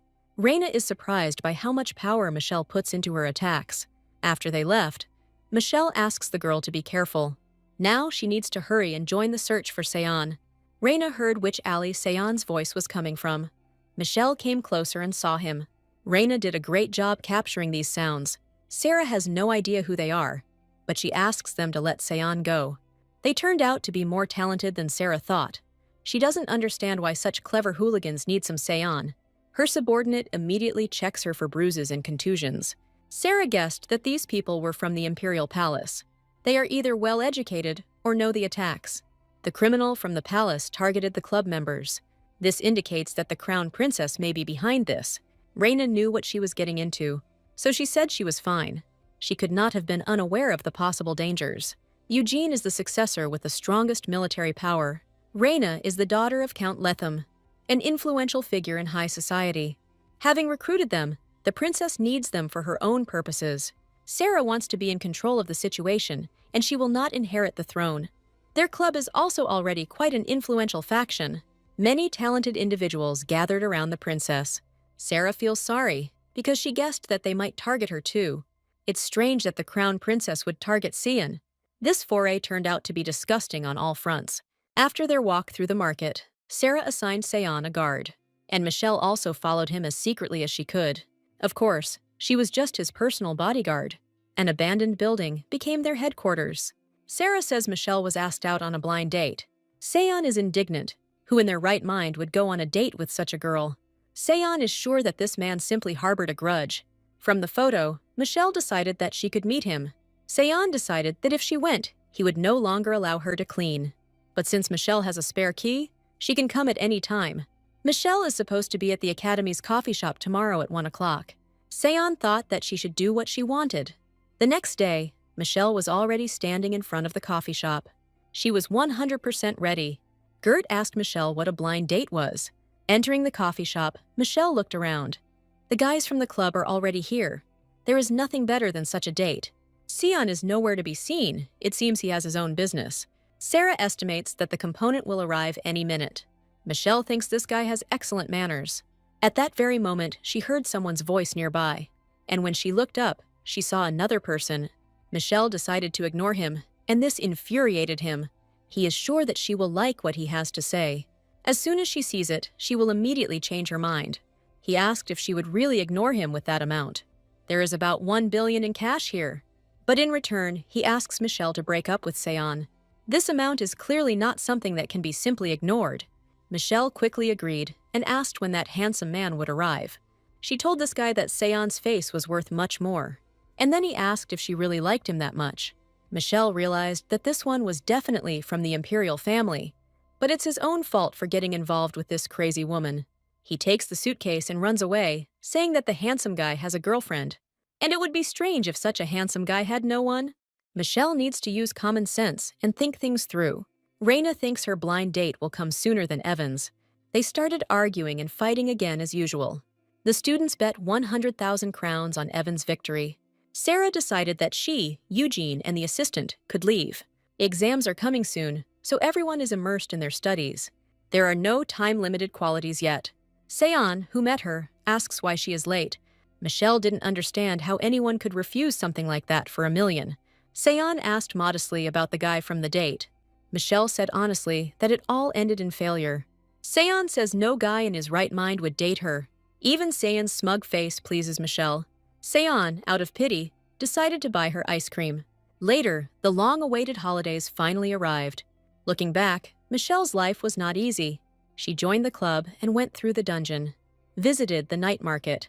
Now it's time to get out of here quickly and see Mom. Kana suggests that they write letters to each other. Michelle remembered that there were no telephones in this world. Kana lives on the top of a mountain that is part of the Ismail mountain range. Michelle hopes that exchanging letters with her is safe. The princess and her subordinate returned to the palace. Eugene went to Brandenburg because the dragon tribe decided to move south. And Seon stayed at the academy even during the holidays. Reina also wanted to say goodbye to Michelle, but she had already run away. A week has passed, and Michelle still hasn't arrived. She wants a railway to be built here. Hubert suddenly appears, which frightens the heroine. He asks not to stay here and to go with him to the tower. She remembers how they can use the movement skill.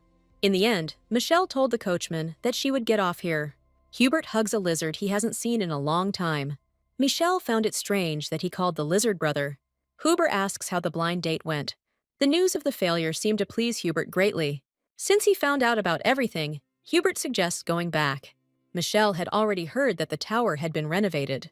She even realized that it smelled different here. It definitely smells like sesame oil. It felt like she was at some kind of family celebration. Gert thought Michelle liked his food. That's why now he also decided to cook something. Michelle suddenly blurts out to Gert that she loves him. Obviously, he did not expect such a statement. At the academy, I had to eat unhealthy food every day. She noticed that something was wrong with Gert's hand, and he explained. But this time, she found it difficult to understand his words.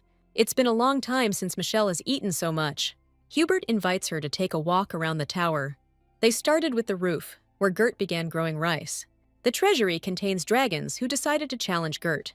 If he wishes, he can defeat the Dragon King. Michelle asked what her things were doing here. He replied that Titi had left them here as collateral. He asked them to borrow some money. Soon we are transported to an illegal racetrack in the city of Ilum. Titi realized that he had squandered all the money he had received.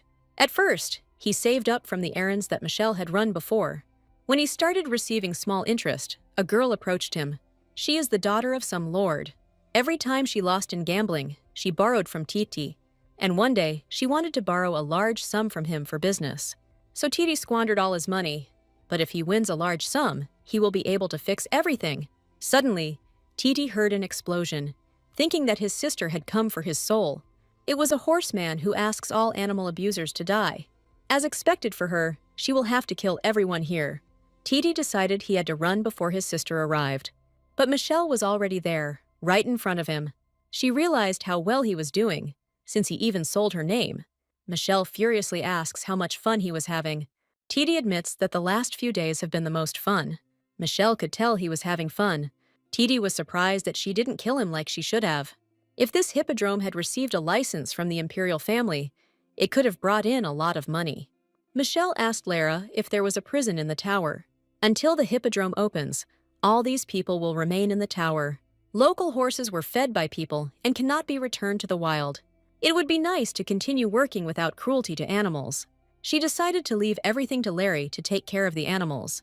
Titi said that Mom would return in the evening, as she had gone to a meeting. Now they can finally return home. But imagine their surprise when this very house was engulfed in flames. Just recently everything was fine, but for some reason now the house is on fire. And so Michelle's holidays began. Michelle was afraid that her mother might be inside the house, but Eliane had just returned from her meeting. She looks at the burning house in horror, not understanding what happened. It's good that no one was hurt, and it remains to be seen what happened. We return a few days back to Nebethet Castle. Pilot is glad that his daughter will return soon. He knows that the academy is on vacation. The dean said that Michelle was the best in the entire class. Pilot will be able to make Michelle a vassal, and then transfer all the affairs of the ducal family without adopting her. As he thought, his daughter has her own vision. Later, he was informed that Michelle had gone on a summer trip. Michelle has always been the complete opposite of her mother. With the preparations complete, all that was left for them to do was wait for Michelle. There was no news for some time, but they waited. The next day, Pilot realized that Michelle was simply delayed. But a day later, he began to worry and be indignant about what to do with his daughter. He doesn't understand why she needs to go to the nanny if her home is here. Pilot is furious and asks to bring Michelle here immediately. He knows that their girl has always been different from everyone else. They decided to force Michelle to come to them on her own. The younger brother suggests destroying the place where Michelle lives. Pilot likes this idea and asks to burn down Eliane's house. The assistant has no choice, even though she understands how terrible this idea is. Next, we find ourselves in the present time, in the Tower of the Demon Lord. Michelle apologized to Gert for having to sit on his neck. It seems that Elion was in no hurry to settle here. It was as if she had just realized that Gert was the Demon King. Elion doesn't like this demon lord. She warns Gert that she is against his romantic relationship with Evan. She has a level 10 fear resistance. In any case, Michelle is glad they have a place to stay. Now all she has to do is earn money. She needs to quickly return what she borrowed from Gert and Titi. The closer she becomes with Gert, the better their financial relationship should be. Since Michelle is in debt to the tower, she shouldn't cause any trouble. Some of the workers recognized Evan and were delighted to see her return. She wanted to get on the ship, but it seems that Thomas is not there. But Thomas is already there, telling her to get into his boat. He was once against her presence on the ship. Michelle has gained the superhuman combined skill. Thomas asks her which way the squids are. Some of her abilities may have been lost, but as soon as she began to stutter, everyone immediately obeyed her. She has gained a skill that can be used instead of searching. She wonders what criteria led to this skill being included in the status window. For now, she wants to level up her premonition skill. She just wanted to get a combination of skills. Premonition, contrary to expectations, turned out to be a good skill. With his help, she will be able to get rid of the danger. You can count on a bonus for today's catch. Thanks to Michelle's premonition skill, she was able to easily find the squid. Thomas heard that Evan's house had burned down, and Michelle asked if he had accidentally set it on fire. But Thomas had never even been to her place to do such a thing. Michelle doesn't believe it was just an accident. When Thomas asked where she had spent the night, Michelle said she had sat on her friend's neck. And soon Michelle introduced Gert to Thomas so that they could get to know each other. Thomas almost loses consciousness from fear and horror. Hubert says that people always faint when they see his father. But Elion reacted differently, and that's why Hubert finds them strange. Gert asked what kind of cart Thomas had pulled here. This is fresh squid that he wanted to share with the tower. Thomas decided that this tower was a great place. Before that, he was shaking like an aspen leaf.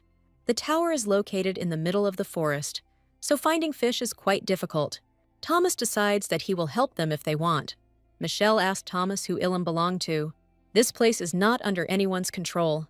Michelle thought they had a village leader. That man from the forge turned out to be the headman. In fact, Michelle herself wants to become a village headman. She plans to build a railway to Elam. Thomas promises to give her his vote. She asks Gert for security, but he says it's out of the question. There are many territorial monsters living near the mining area. When survival is at stake, Gert won't back down. If the number of uninvited guests decreases, Hubert will have fewer worries. Following his plans, Mikkel plans to approach the princess for cooperation. Gert asked if the princess had that much influence. As an experiment, Gert decides to set aside a small area. So they both made a deal. The blacksmith didn't expect to hear that Michelle wanted to take his place. She talks about her plans and how much benefit it will bring. Kuznets also thinks that it would be nice if they had a railway station. If she gets the consent of 1,000 residents, she will receive the post of headman. It would be a good idea for Michelle to make some flyers with her vision. Suddenly, the sailor noticed a large ship that should not have appeared on board. If such a colossus docks, the embankment will be finished. Michelle says she'll try to figure it out. It is a luxury cruise liner similar to the Titanic. Michelle's biological mother, Duchess Nebethet, was here. This woman thought that Michelle had been dead for a long time. She realized that Pilot had deceived her. There must be some reason, and she must find out what it is. Although Michelle has become stronger, she is no match for this woman. The magic the Duchess uses pierces Michelle right through. She can't believe that Michelle is still alive and so weak. She proved to be a strong opponent, but Michelle was no timid person either. All the skills that Michelle uses are blocked by this woman. She said Michelle's level after coming of age was too low. But Michelle reminds us that according to the law of the Empire, people become adults at 20. The woman was surprised that the time had not yet come, and Michelle called her crazy. But she decided that it still wouldn't change the situation much, so she left and decided to wait until Michelle came of age. Michelle would never have thought that she would meet her in the village. When she woke up, she was already in Gert's tower. Michelle must have passed out. Thanks to the local doctor, the wound healed. Michelle decides to say that this woman is her biological mother. Gert said that he would contact Hubert immediately so that he would not follow her. Elion thought it would all end when they moved here. It will still be quiet for the next 2 years. Gert contacted Hubert, and he has another proposition. He asked if he should kill her biological mother. But Michelle refused because her father would be upset. He couldn't bear it if anyone harmed this woman. Gert has no choice but to make Michelle stronger. This is exactly what she was counting on. Gert went on a journey to buy her some nutritious food.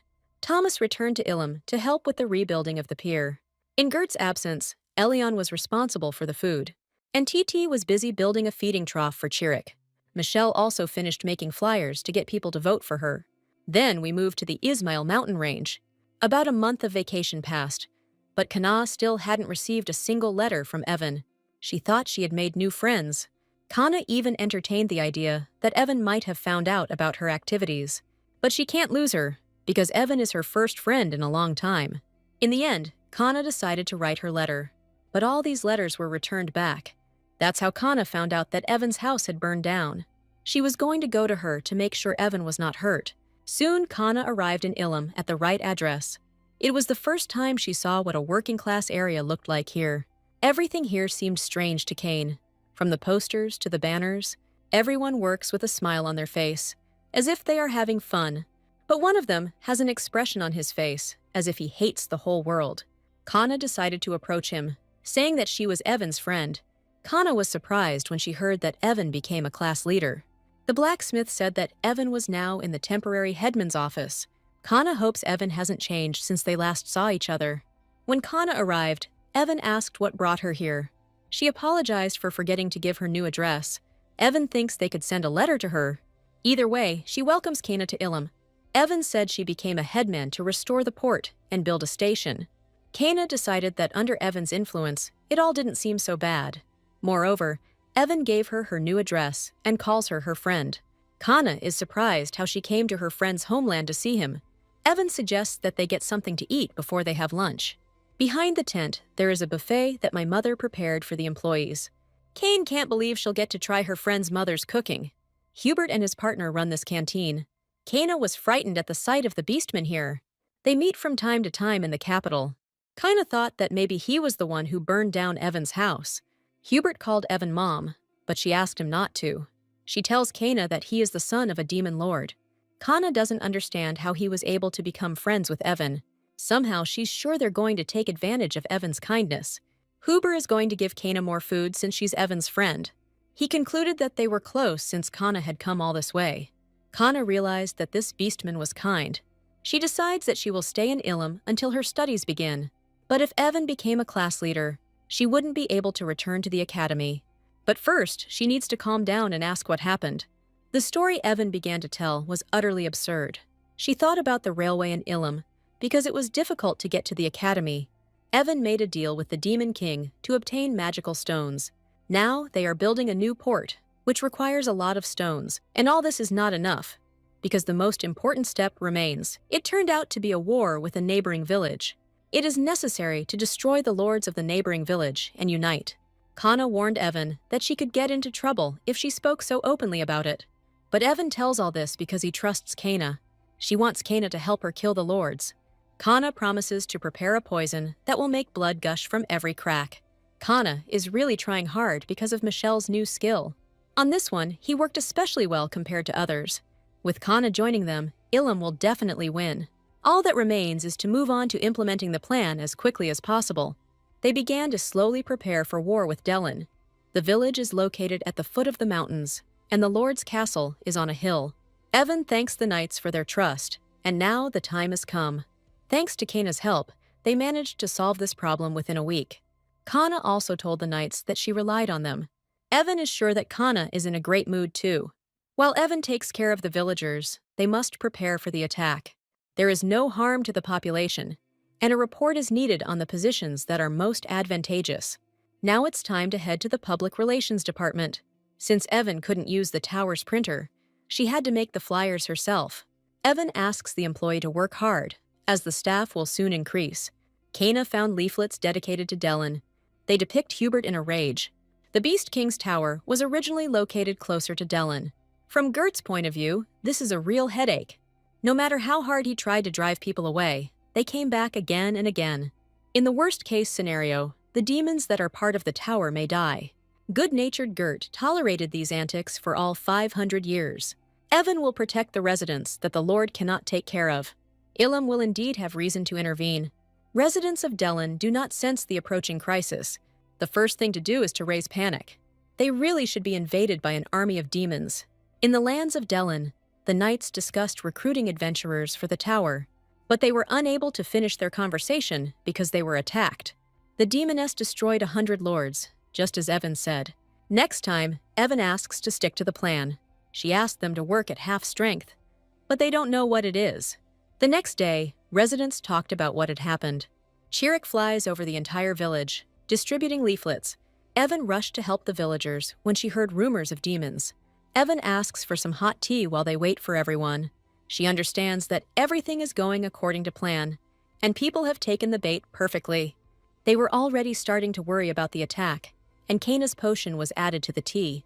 The evil spirits attacked them because Lord Delana provoked the demon lord. If this continues, similar attacks will happen again. Evan promises to try to negotiate with the demon lord. TT thinks his little sister is too straightforward. Of course, it was a ridiculous story, but people believed it. Before Evan knew it, she was a heroine, but she didn't achieve such a strong effect. Evan has no time to think. She decides to act according to plan. The next stage of the plan is a fire attack. Due to the wind direction, the fire will not spread far. But Michelle still uses her skill. This should hold back the fire, but now we need to evacuate people. So far, everything is going smoothly, and it's time to head to the Lord's castle. Finally, Michelle and Kana reached the castle. She asks Rachna if everything is okay. Rachna has already captured the lords and their sons, but Michelle is more concerned about what Titi is doing here. She asks him to move away if he doesn't want to die. The Lord asks why they should kill them if he lived decently, but decent people usually don't break into other people's houses. Michelle knows that they are the Tower Robbery Guild, but the Lord said that this tower is an ordinary lair of demons. If they think so, then they really did commit these atrocities. Evan suggested that Rachna leave if she didn't want to see all this, but Rachna remains because she is also an accomplice. The Lord asks for forgiveness and promises that he will not touch anyone again. But Michelle says he doesn't need to think about it anymore.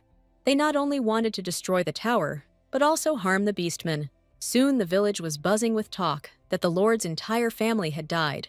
Thanks to this, they managed to avoid conflict with the beastmen. Without a doubt, they now consider Evan their savior. Michelle wrote down all her actions and plans on a piece of paper. Now she needs to send this letter to Princess Sarah. Kana arrived in Ilum on time and provided assistance. Michelle will have to return to the academy soon. Even though she got the herb in a fight with her biological mother, it was a trifle. Her thoughts were interrupted by a sudden knock on the door. Huber rushes to tell her that his father has returned. Gert looks terrible, but he says it doesn't matter. Michelle said that a house cannot be built in a month or two, but Gert allows them to stay as long as they need. But first of all, he decides to give her something. When Michelle opened the box, she saw mountain ginseng inside. Gert found this 1,000-year-old ginseng on Fig Mountain. It's all because he couldn't give up the 5 desires and 7 emotions. Michelle wonders what this has to do with ginseng. By giving up desires, one can find snow-covered ginseng. But Gert did not give up. He says he couldn't refuse to mate with Evan. But Michelle asks how he came up with the idea of looking for him. All this is because Gert heard about some miracle mountain from the Lord of Mechanisms. He couldn't resist mating with Evan, so instead of the snow-covered ginseng, he brought another one. The Lord of Mechanisms said that Evan and ginseng have good compatibility. Most likely this lord is also one of the 4 demonic lords. If Michelle doesn't want to be killed by her own mother, she'll have to eat ginseng. And she really can't just sit back and do nothing. She'll eat it first, and then think about the rest. As soon as she took ginseng, she felt a sudden cold. Evan asks her to take care of the others if she dies, but Gert assures her that won't happen. Michelle has no choice, she has to eat it. When she takes her first bite, she suddenly feels a familiar taste. Her levels increase just by touching ginseng. Apparently, this item has an ice attribute. Michelle's new freezing skill has been activated. It turns out that this ginseng is a really cool thing. However, it all ended with her coughing up blood. If she remembered how the dean taught, she would have snacked on something fatty. There are less than 2 weeks left until the start of school. Michelle cannot give up her responsibilities because of her studies. She still has a lot of work ahead of her. A worried Hubert enters the room. Since this happens to her often, she asks not to worry. Huber will make her some devilish chocolate jam. But it's easier for her to just give her a bottle of sesame oil. If that's all that matters, Hubert will make the syrup. He's about to get to it right away, asking if anything else is needed. Michelle wants to make an appointment order. Huber will be responsible for communications between the tower and Ilum. Michelle is confident that Hubert can handle it. Thanks to Evan, Hubert had less trouble.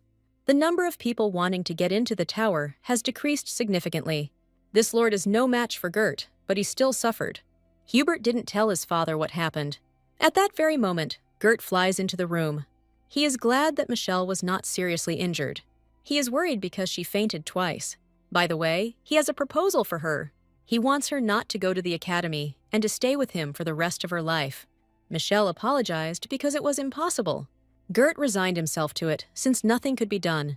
He asks her to start training, starting with 3 sets of 500. Michelle realized that Gert was serious. So after a week, Michelle started training. Gert made her exercise for a week. She thought he was a nice guy, but he ended up being so strict with her. Michelle is sad that she will have to part with delicious rice in just a week. She's been eating nothing but protein for a week now, and Hubert is still telling her to eat more slowly. There will be no food prepared by Gert in the dorm, and Michelle won't eat unless Gert cooks for him. Gert promises to prepare some snacks for her. On the last day, Michelle didn't forget to look into her mother's room. And the next morning, she went to the academy. Gert asks her not to forget about training. Michelle also asks them to take care of themselves. She warns Titi what will happen to him if he continues to do stupid things. Michelle left the tower and went to the academy. After that, she earned some money. She then did a little shopping upon arrival in the capital. And finally, Michelle gets to the academy. After a semester, this place now even seems like home. Looking into her room, Michelle noticed that Reina was not there yet. Therefore, the heroine first decides to unpack her suitcases. Along the way, she made some money from the bandits, but ended up spending it all. As expected, this semester will also require earning money. This time, I'll have to insist that she be hired as a student intern. The professors of the Faculty of Magic have not returned yet. Some students noticed Eugene just entering the professor's office. They reasoned that there were rumors about Eugene's vacation, but they found out that he might drop out of school because his family had suffered serious damage. In the original story, Eugene dropped out of school around this time. They experienced a lot together at that time and were members of the same club. Eugene asks what brought her to the arts department. Michelle said she found out he was dropping out of school. The professor and his father insist that he complete at least the first year. This means they will spend another whole year together. In that case, Michelle relies on him. It would be nice to help Eugene, but for that to happen, he needs to stay out of the battlefield. And this means that the war with the dragons will have to be put to an end. Suddenly, a window appeared in front of Michelle. It is said that she will die within 100 days once Eugene leaves the academy. Now Michelle asks how to end the war with the dragons. Usually, a war ends with the destruction of one of the sides. They have no choice but to fight. Eugene reiterates that he is not a murderer and asks if she remembers how many buns she ate. There is no point in continuing the conversation, and Michelle plans to talk to Sarah. Unexpectedly, Eugene thanked the heroine. She is the first person who suggested stopping the war. Eugene still needs to contact his father, so he leaves. As soon as Michelle returned, she was given a time limit. She realized how busy this semester would be. Michelle managed to get a dubious but well-paid job. Having nothing but a healthy body, she made a good profit. Now, Michelle wants to visit Seon, who spent the entire holiday alone. As she walked through his house, she realized that he was not here now. Michelle thought he might be in the dining room at that time. There were few people there since the semester had just begun. But in the end, she managed to find Seon. She noticed that he was eating the cheapest food in small portions. Michelle can't allow this to happen, so she decides to intervene. She asks Seon to follow him. They need to go to the Department of Magic. It's impossible to survive on such meager food, and Michelle wants to feed him something better. But Seon refuses her help. Michelle decides to eat his food herself so that he will agree. She promises to make it up to him with a good dinner if he follows her. But Seon shouts that she is just doing whatever she wants. Suddenly, the heroine felt that the air became heavy. She realized it was a magical attack and tried to take cover with Seon. The academy is known for its excellent security, but now something has gone wrong. Michelle was surprised when she saw a dragon here. After that, she heard a familiar voice. It turned out to be the head of the magic department, who said that he needed her help. Michelle never understood what kind of person he was. She tells him that he looks more like a villain now. The professor tells her to attack, and she has no choice. Judging by the heavy air, the professor was using gravity magic. In this case, Michelle decides to take advantage. Attacks blocked, magic defense proved stronger. The professor asked if this was all the students could do. The man then noticed that Michelle had gathered all her ice in one spot. Michelle was about to give the magic one last blow. Suddenly, some kind of glow appeared around the dragon, and after that he disappeared somewhere. It seems he used the return skill. Michelle had completely forgotten that the protection was now removed. But it was too late to fix it. Her ice arrow pierced the floor, creating a huge hole. There was a strong current of water under the dining room that burst out. The water did not stop gushing until it filled the entire cafeteria. The dean scolds them for causing trouble throughout the school. He is unhappy with the way they look at him, as if they want to object. The dean asks them to calmly tell what happened. The dean asked why the professor used such strong magic, and he answered that a dragon had entered their school. This could mean that the capital's defenses have been breached. While walking, the professor came across a dragon that had turned into a man. Prince Sion fainted while trying to dodge the attack. He ran away to the academy because he hated life in the palace. The attack concerns everyone responsible for the defense of the capital. This is a quarrel between a professor and a student, during which they dug a hole. There hasn't been a single demon attack so far. The dean tells them that they will bury this secret. They'll tell people they were just fooling around and accidentally trashed the cafeteria. Rumors spread quickly, and later the students discussed it. They say it was a professor of magic and a student of the Faculty of Magic. Michelle didn't see that everyone believed it so easily, so the two of them were forced to work in the canteen. They have to run a temporary cafeteria until a new one is built. And this concerned not only them, but also Seon. If he doesn't work, he will receive a fine. If he continues at the same pace, he won't be kicked out. So Seon had no choice but to agree. The food he cooks looks like dog food, but it smells good. The professor tells him what this dish is made of. This is a brownian stew developed by a former dean. Seon decides to give it a try and finds it's not bad. Watching the relationship between Evan and Seon, the professor's soul becomes warm. He met Bruno and had a great time, but then he was sent to prison. Evan's connection with the Demon King worries him a little. But the professor thinks that staying at the academy was the best decision. Michelle didn't expect to work with Seon. She is about to fall asleep in her room when she suddenly meets Reina. Reina is unhappy that Evan hasn't sent her any letters. But first, she could have sent at least one letter herself. It seems that Kana told Reina about the letters. Michelle asks her not to exaggerate, because now they will see each other all day.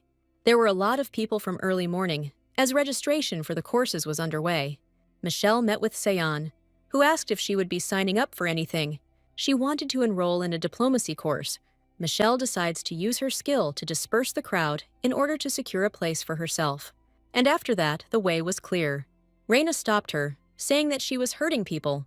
The other students admired Reina and Evan. Michelle had already forgotten that Reina's love-hate attitude towards her had returned. Then Reina told Michelle that this wasn't like her. She believes that Evan would not have committed fraud just because of a man's appearance. The other students can't believe it. Reina asks her to open her eyes and asks what is good about Seona. Seon doesn't understand what kind of nonsense everyone is talking about and what kind of performance this is. Seon will sign up for the course himself, but he won't get through the crowd without Michelle's help. Aristocrats usually hire an assistant, and Evan wants to be one. Reina is mad about their closeness because she thinks she should be the one with Evan. She got so angry that she decided to activate the skill. Michelle also activated hers to stop her. She doesn't understand how it happened that Reina is still stronger.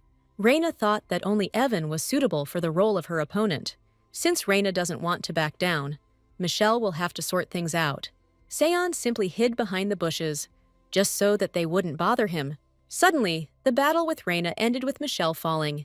In her pocket, Reina found a piece of paper with Evan's schedule. Michelle's school life went awry, but everything started out well. Working next to Seon in the cafeteria was awesome. Reina signed up for the same classes as Michelle. But with Kana, she has no idea why they have the same schedule. The professor insisted that the wizards sit together, but Michelle cannot sit with Seon. She signed up here not to listen to the lesson, but to be near Seon. He can't scold her now because the lesson is in progress. Suddenly, Michelle thought she had missed something important. She feels like something important happened around this time. Seon has a birthday in September, and no one will congratulate him. But now Michelle won't let that happen. Reina never attended the prince's celebratory banquet. And it's not that she didn't go, but they simply weren't there. Reina wonders why Michelle is suddenly asking this. Reina doesn't want to feign hostility when no one is around. If banquets were not held, then few people know about his birthday. There is something Michelle can ask Princess Sarah. Sarah should know Seon better than anyone, because she is his sister. Sarah thought Evan wanted to ask her about the railroad, but Michelle asks if she knows Seon's birthday. Sarah decided to ask her assistant, who also seemed to be unaware. It is not surprising that Seon has no friends, money, or support. Evan asks under the pretext that he wants to give him a gift. From that moment on, Sarah decided that their club would host birthday parties. But when they looked at their birthdays, they noticed a strange pattern. Sarah finally calmed down when she found out when Eugene's birthday was. They decided to find out Seon's birthday through their club, and soon the issue with birthdays was resolved. Sarah still doesn't see any benefit in building a railway. She then asked what Michelle had done with Lord Dellen. Michelle lied that the man was killed by a demonic monster. Michelle really isn't one to leave loose ends. It's good that her plan will benefit the Empire in the future. That's why Sarah will give Michelle a decent title. Thus, from the former village headman, Michelle will become mayor. And Michelle insists on making a railway in Ilum. And after that, she wants to build a station there. If she becomes mayor, more opportunities will open up for her. Reina returns to the room, asking about Seon's gift. She squealed when she saw what Michelle was wearing. But Michelle said she could wear whatever she wanted. She was told it was too early for black, so they came to this. Just as Reina mentioned Gert, the lizard appeared. He thought he had just heard curses. Michelle uses her underwear as pajamas. Actually, she wanted to ask Gert something. He knows about the human war in the Brandenburg territory. Michelle asked what they needed to do to stop this. It's simple, as Gert says. People just need to give up the north. As it turned out, the Dragon King is still young and does not know how to give in. But Michelle said that people are younger than the Dragon King. Also, as long as Eugene is in school, Michelle's deadlines won't go away. The dragon will be easy to manipulate and will easily give in to emotions. If Michelle hadn't known this, it would have been more difficult to lift the time limit. Now she needs to carefully deliver the gift to Seon. Soon she finally arrived at the right place and installed the piano. Her ability made carrying the piano easy. Finally, the rest of the boys brought Seon and closed his eyes. Entering the house, they opened his eyes. Seon wondered what they had prepared this time. He was genuinely surprised to hear himself congratulated on his birthday. Seon asks why they are so sure he likes it. Seon had never celebrated birthdays before. Ever since he lost his mother in the fire, he never celebrated. And now he can't believe that they prepared all this for him. Finally, when everyone had given their gifts, it was Michelle's turn. He didn't want to receive anything from her, but she asked him to look out the window. And when Seon did this, he saw a piano standing below. Seon tensely asks how Evan knows he's playing. As a child, Seon's mother taught him to play the piano. Seon had no outstanding talents, but the praise of other people and his mother's smile made him happy. After his mother died, he stopped going anywhere near the piano. It is unlikely that such luxury as a piano could be found in an abandoned palace. Michelle remembers every line in the novel that relates to Ceylon. According to the novel, Seon will gain a patron, and the palace budget will increase. The very first thing he will receive will be a great piano. On September 9th, his birthday, and the anniversary of his mother's death, Seon was playing, forgetting himself. Michelle told him that she seemed to like him even more. But Seon asks him not to talk nonsense and to answer his question. Sarah didn't know anything about him either, until he joined the club. Michelle is glad that Sarah intervened, and the topic changed.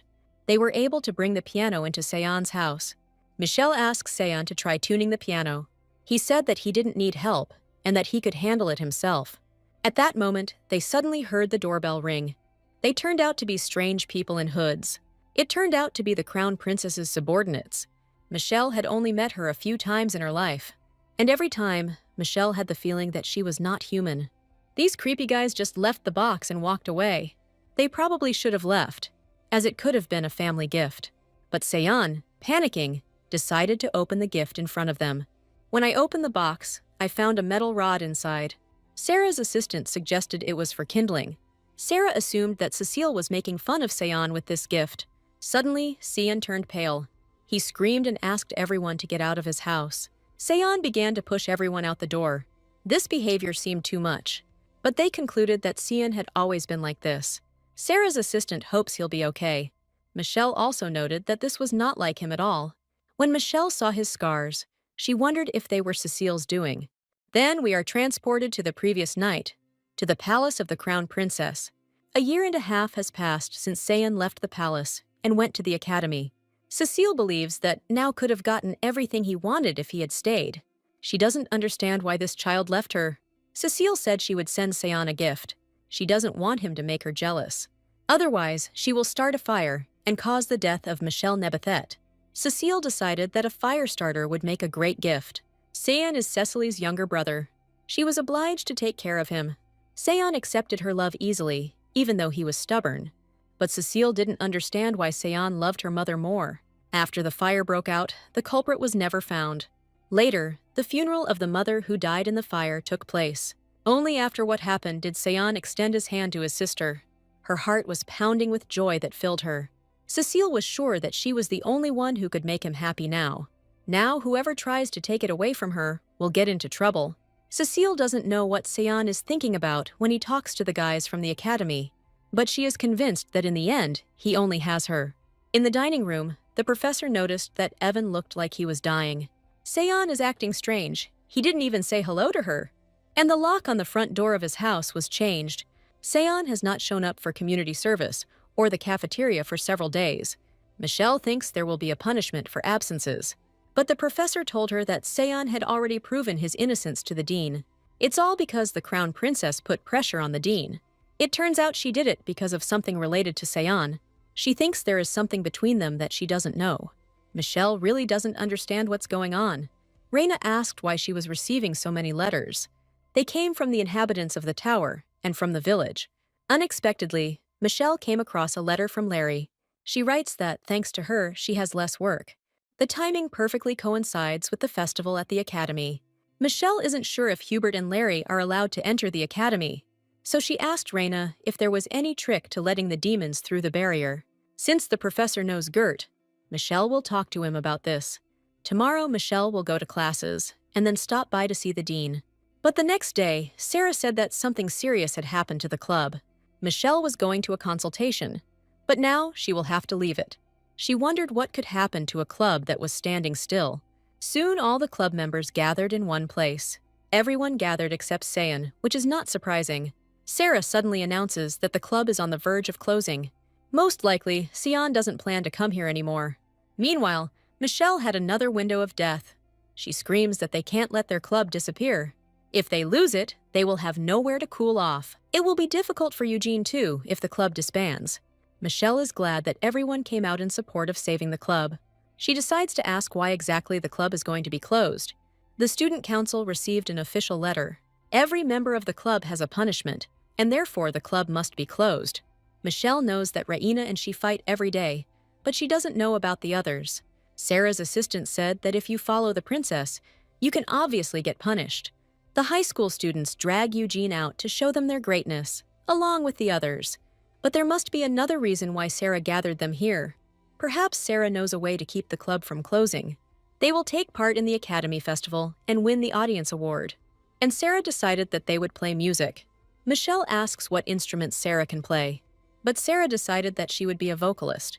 Reina had previously only played the harp, and Eugene the cello. Sarah didn't expect that no one could play instruments. Michelle doesn't want to play along, but her life is on the line.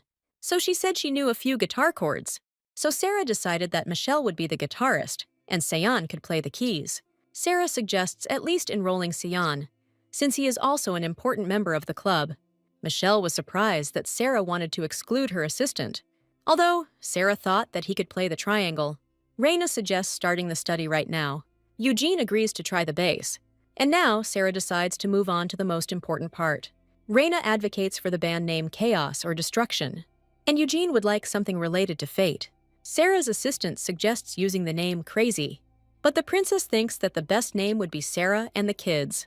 However, it is obvious that none of them liked it. Then, Sarah suggested combining their ideas together. Thus, they came up with the chaotic destiny of a crazy child. This time all the kids liked it. The princess began to think about what song to perform. Then, she and Michelle reported this to the professor. He asks Evan to explain what's going on here. She told him about the upcoming disbandment. Evan says they have a club where they decide what to do in the future. She noticed that the professor was surprisingly indecisive. The previous dean was the master of the dungeon, and now he is in prison. His signature song is Magic Cardio. Sarah asked the professor to name some of Bruno's songs since they were friends. But the dean, as it turned out, knew nothing about this. Sarah mentioned that she is not here as a princess. She is here as the vocalist and leader of the group Decalucha. The professor allows them to speak on the condition that they do not change the text. Sarah thanks him, promising that she will never forget it. After this, Sarah and her assistant leave. She asks Evan to come back to the club when she's finished. Michelle would like to know how demons can pass through the capital's barrier.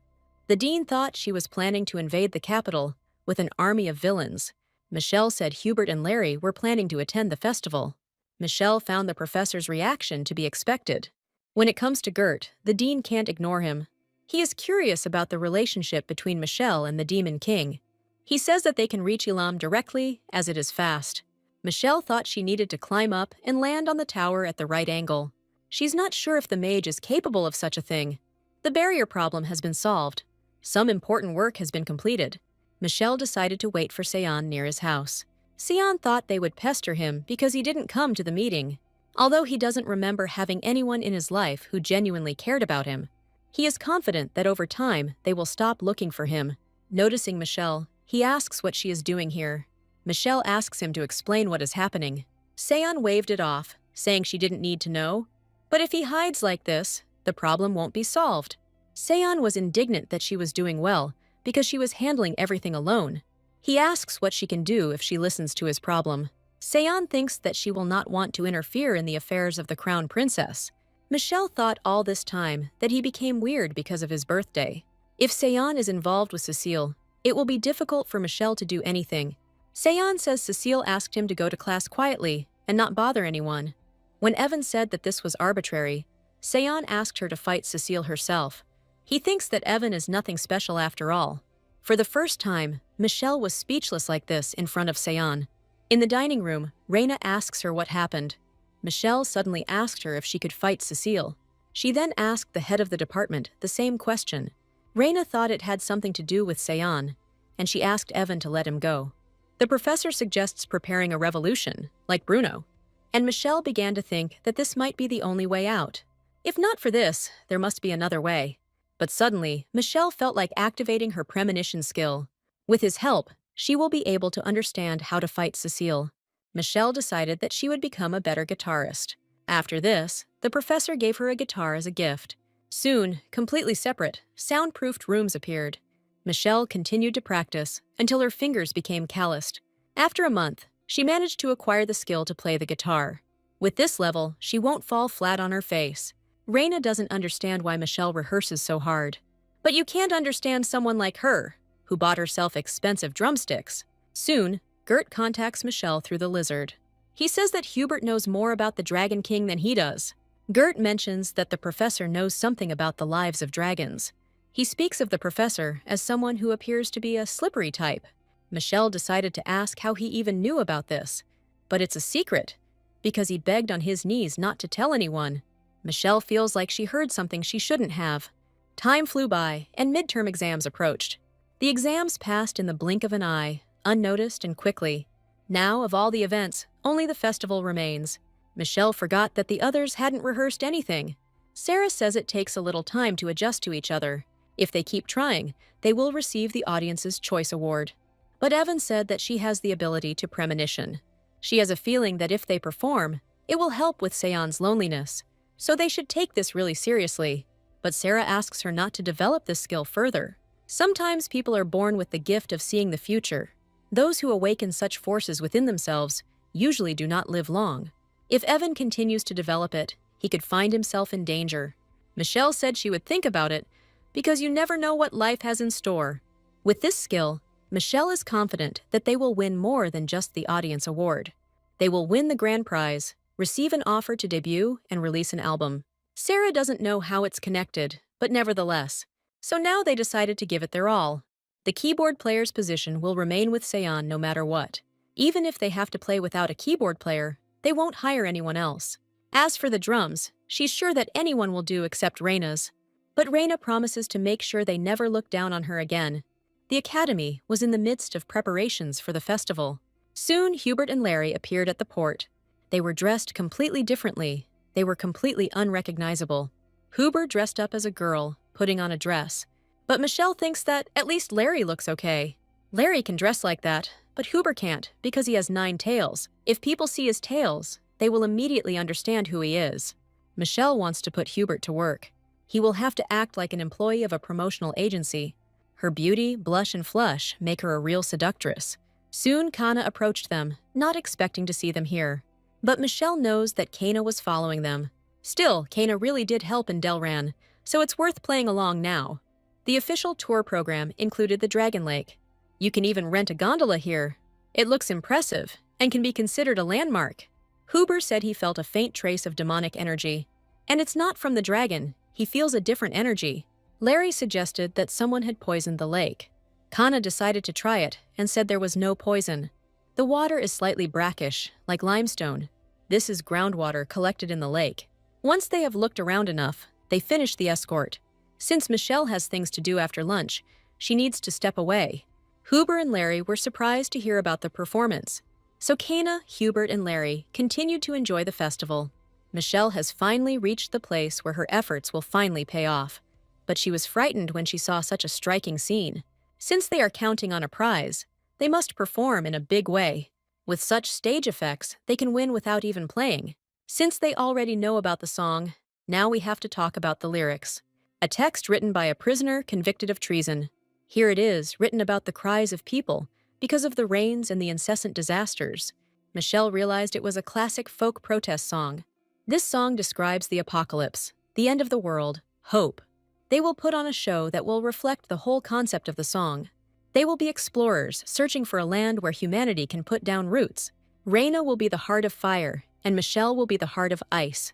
Eugene will become the heart of the wind, and Sarah the heart of the earth. Michelle can't believe they're going to come out with a concept like that. Sarah forgot to mention that the world is on the brink of destruction. Michelle asked why they couldn't just play the song properly. Reina laughed at Michelle's role here. Since then, Michelle has continued to ask for changes to the concept. And here's how they ended up being completely different. The embarrassment will pass, and Michelle's goal is to overturn the death sentence. After some time, their group was called on stage to prepare for the performance. Sarah greets all the audience, saying the name of the group and her club. She mentions that, unfortunately, the keyboard player is not here today, and the song they will perform is called Autumn Rain. After a short pause, a guitar melody began to play. Sarah becomes completely immersed in the atmosphere as she begins to sing. The students recognized the song and began to sing along in unison. After performing the song, Michelle thought how perfect it was, but she's not sure they're allowed to do that. A notification about a plot change has arrived. The crowd asks if they can perform another song. There is one song that everyone can happily sing along to. Before this, Michelle asked Sarah if she trusted her. This is the same song called Cardio Magic. That's how, after this, their group was summoned to the dean's office. The enraged dean asks how they dared to present such a text.